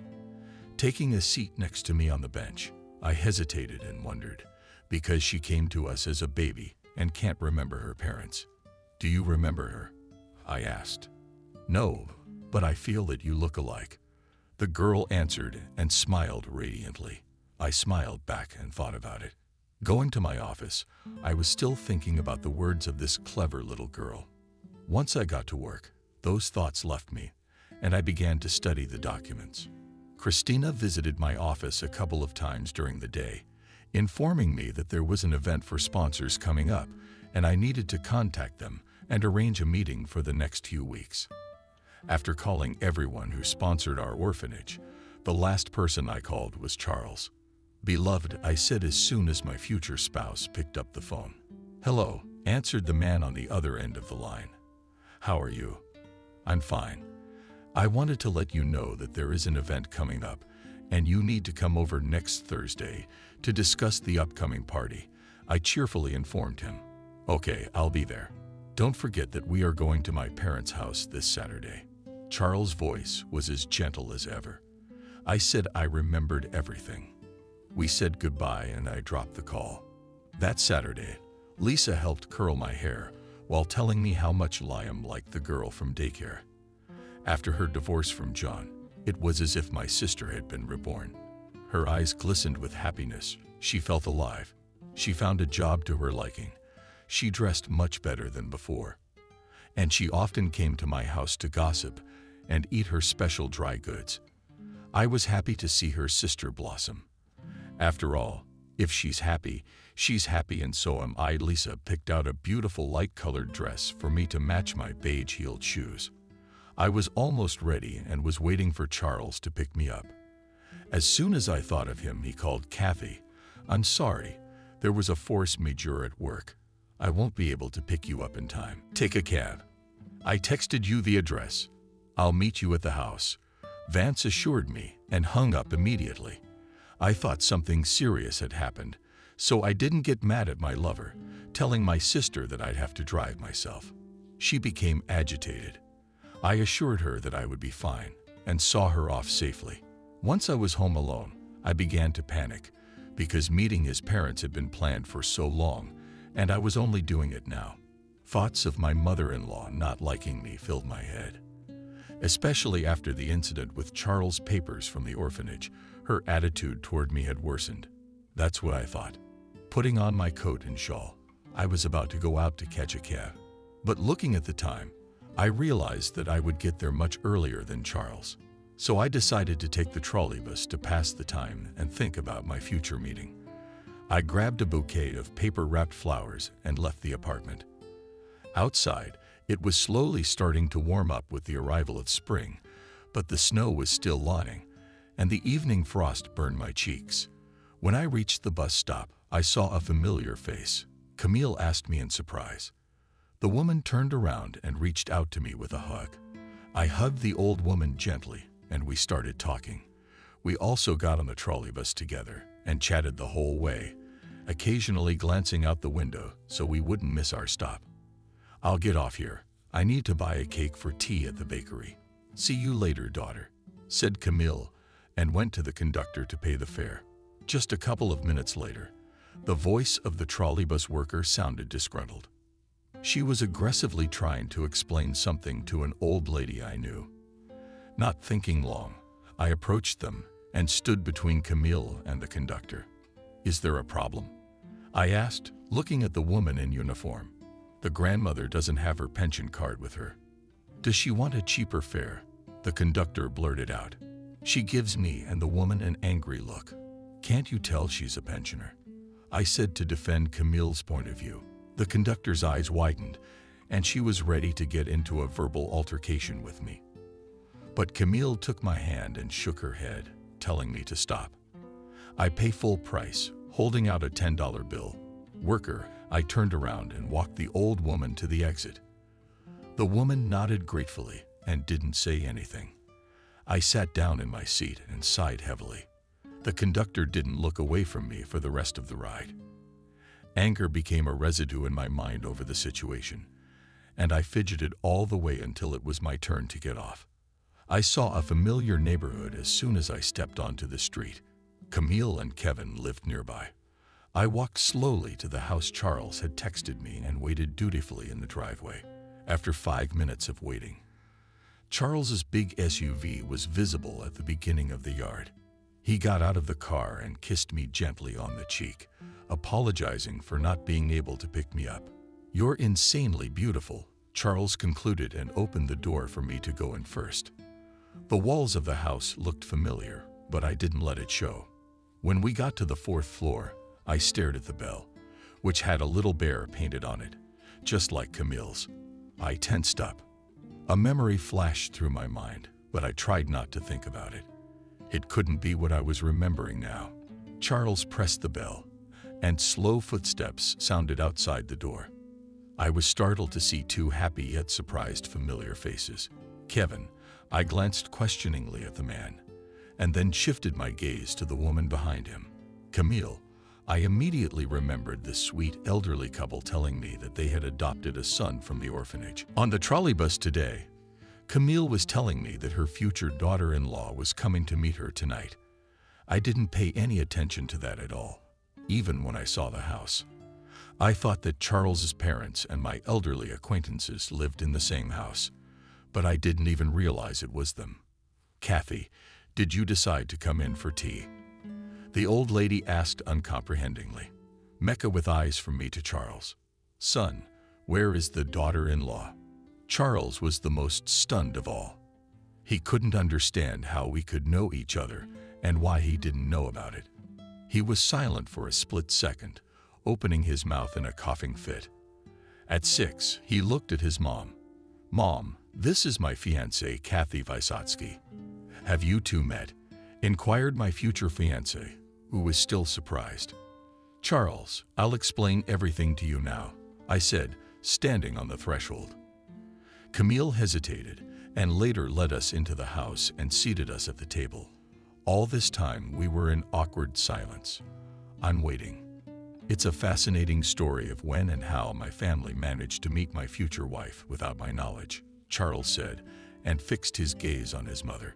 She hesitated, but as soon as she wanted to speak, I gave her a warm look and began the story myself. I had helped this nice woman on the trolley a couple weeks ago. She invited me to tea. A week later, I met Kevin. I concluded, they are insanely kind and nice people. Charles, I'm glad I'm in such a good family. We were afraid you'd end up with some backwoods girl. How lucky we are to have Kathy. The older man exclaimed, but immediately calmed down at the serious look of his wife. It must be fate, Charles said, and gave us his snow-white smile. We all laughed together at the situation that had happened to us and started dinner. Charles' parents warmly told him about me, how nice we chatted over a couple of mugs of tea, and then began to talk about my future husband's childhood. We did not do without albums with old photos, which made Charles blush at times. We had a wonderful time. Charles' mom said in confidence that if another girl had come, she would not have been able to love her. We laughed with her and continued setting the table for tea. When it got dark outside, Charles and I decided to go home. Camille thanked me for the bouquet I had given her and kissed me on the cheek as we were leaving. "I am very happy to meet you already as my future mother-in-law and father-in-law," I said, hugging Kevin. "You are our daughter now." "We are very happy too," concluded Camille.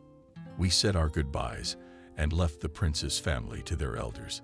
It was the most unexpected meeting that could have happened to me. In my heart, I was insanely happy that Charles' parents had turned out to be such iridescent, sweet, and kind people. Now I had no doubt that Charles was my destiny. 6 months later, My palms were sweating. I folded nervously, and a lump formed in my throat from my morning awakening. There were people walking around the militia, but I was completely oblivious to them. Right now, my thoughts were filled with nothing but Charles. I pictured him in a black tuxedo, standing at the altar with his hand outstretched. Lisa was running toward me with a bouquet of flowers. Mom was trying to put a veil in my hair, and I was sitting on the edge of the bed with no sign of life. "Sisters, what's the matter with you?" my sister asked, looking into my sad face. "I'm scared," I replied. "There are so many people there that I think I will faint as soon as I step outside this room. We're right here. Your father will walk you down the aisle. Your family is with you," Lisa concluded, stroking my hands with her warm palms. I smiled lightly and hid from my mom poking me with one of her stilettos. I was insanely grateful to my family for their support. If it wasn't for them, I wouldn't have been able to survive the wedding jitters. Through all the hard times in our lives, we reunited and became one big, strong family again. As I put on my wedding dress and stood on my heels, I felt a burning sensation in my lower abdomen. My shaking hands, which could not hold the bouquet of the bride, gave away my excitement. Taking a deep breath, I pulled myself together and walked out into the main hallway where my father was already waiting for me. "You're beautiful," Dad said admiringly, putting up his hand for me to take hold of. "You're gorgeous too," I whispered and smiled. We walked to the main hall filled with hundreds of guests, of which mine was no more than 50. The red carpet was shot under my feet. The silhouette of my lover could be seen in the distance. I slowly stepped onto the carpet. A beautiful tune started playing, and I tried to relax. This was my day. The day I was the queen and Charles was the king. A day where our lives, souls, and destinies were woven once and for all. I caught admiring yet envious glances from girls and women. The men looked on with nobility and wonder. Perhaps the guests from Charles' side did not expect to see someone like me next to him, but it was too late to assume anything. With my head held high, I walked down the aisle with my father at my side. Charles's eyes traveled down my face from head to toe and stopped at my veiled face. His hand reached out to me, and I boldly placed my palm in his. I could feel his excitement through the touch. He was worried as much as I was. Once on the dais, from where I could see the entire auditorium, I gasped at the number of people who were all staring at us in anticipation. Charles leaned over to me and whispered, "You are amazing. I have chosen the best woman to be my wife in my life." I was embarrassed, and my cheeks blushed. Even though no one could see it, I could feel my face burning. The registrar appeared next to us. The man looked us over and nodded approvingly at Charles. The music grew quieter.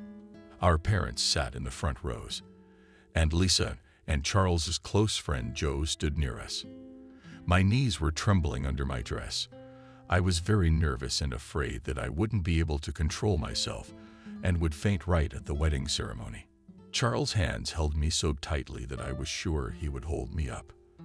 The registrar began his speech, and I noticed immediately that my mom and Camille were in tears, whispering among themselves. I smiled. It was nice to see my mother-in-law and mother-in-law interacting, and they really liked each other the first time they met. "Are you ready to take Kathy as your wife?" The registrar spoke and looked at Charles. "I do," Vance answered without a trace of doubt. "Are you ready to take Charles as your husband?" The registrar exclaimed again. A lump rose in my throat, and I thought for a moment that I could not speak nervously. But I answered, nevertheless agreed. "Congratulations, you can exchange rings." Charles gently lifted my hand and placed the engraved ring on my ring finger. I felt a slight electric shock run through my body. I repeated the same motion with Charles' ring. By signing my name at that second, I lost my last name and became Vance Kathy. "Congratulations, you are now husband and wife. Can the groom kiss the bride?" The registrar exclaimed, and the gold spread throughout the room. My husband gently lifted the veil from my face and looked into my eyes. I was still in a state of shock and could not believe that all this was happening to me. "I love you," Charles said, and touched his moist lips to mine. The guests shouted bitter, and our moms were still crying with happiness. For a moment, the voices were silent, and it seemed to me that now my lover and I were all alone. My longtime dream had come true. I had found my own family with the man I loved. Breaking our kiss, I held my palm almost on my husband's cheek and said, "You are the best thing that happened to me in my whole life." The guests didn't stop applauding. The music got louder, and we went down to the families to receive congratulations. "Dear children, be happy. Long life to you and more babies," said Camille, and gave me a big hug. Then she kissed her son. Mom was still wiping tears from her cheeks and couldn't calm down. A happy lion was running around her and tugging at her dress. "Mom, I'm getting married." "Why are you crying with laughter?" I asked. "I am so happy for you that I can't contain my emotions." Mom pecked me on the cheek and hugged me as much as she could. I stroked her on the top of her head and also hugged my dad. Lisa at the same time danced merrily with Joe, not paying attention to the people around her. Apparently, loved ones. "Did you get a look at Demon's friend?" I asked my dad. He just laughed and looked at his eldest daughter fatherly. When we all found ourselves in the banquet hall, my mood doubled. Everyone was having fun, dancing, getting to know each other, and socializing. Charles and I could not part with each other for a second. Sitting at the newlyweds table, we held hands under the table and giggled at the guests who were ridiculously performing tasks from the contests. I occasionally watched a happy Lisa, who was getting to know people now and then and trying to find common ground with everyone. Mom was chatting sweetly with her saint, and Camille couldn't take her eyes off little Liam, who was running around the table. Everything I had dreamed of had come true and was there for me. Remembering the thoughts I wanted to share with Charles, I turned toward him. "Charles, there's something I want to tell you," I mumbled, distracting him from talking to me. "I'm listening to my favorites, smiling through all 32 teeth," Charles replied. "I've been watching this girl at the orphanage for a long time," I began to say. "She looks just like you with her eyes." One day she came up to me and told me that she felt like I looked like her mom. Charles listened to me intently and did not interrupt. "Maybe it's a sign," I said cautiously. "Beware of your husband's violent reaction." At first Charles hesitated, even frowned, but then he smiled again and said, "With you, I am ready to take even 1,000 of these blue-eyed angels." I, not holding back my emotions, shrieked and threw myself into the arms of my beloved. Hear and repent with my nose in his neck, which smelled of pine and wood.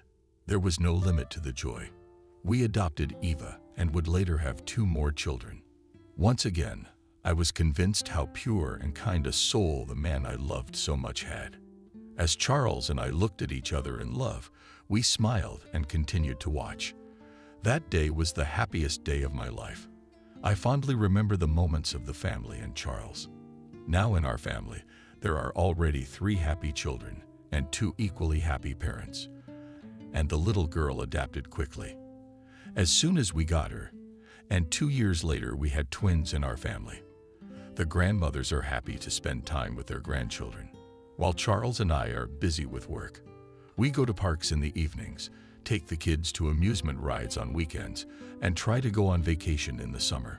Charles is doing everything he can to give me and our children a better future, and I am so grateful to him for that. Like I said, my husband is a wonderful father, occasionally overpromising, but that happens to all men. Fatherhood first. I was sitting at work, going through sponsorship agreements, and I came across him. Memories of earlier years popped into my head, where for weeks on end, strange situations happened that put me in a stupor at the time, although thanks to this difficult period in my life, and gained a lot of things. First of all, our love with Charles has been put to a tremendous test of strength. We didn't leave each other at crossroads, supported each other no matter what happened, and stayed true to our choices no matter what. All the historical ties after 10 years only grow stronger. After all, if it weren't for my sister's divorce, Lisa and I would not have been able to become as close as we are now. Her life has turned out very well. She married her husband 3 years after we were married, and her view of the world had changed, and her relationship with her parents had only gotten better after mutual help. And if it wasn't for her, we would still be living with my mother and father on each other. The main thing is that everyone realized his mistake and took into account his attitude to others. I have realized and understood a lot of things over the years, and now I feel that I have not made a mistake anywhere. Gratitude and support is what each of us deserves.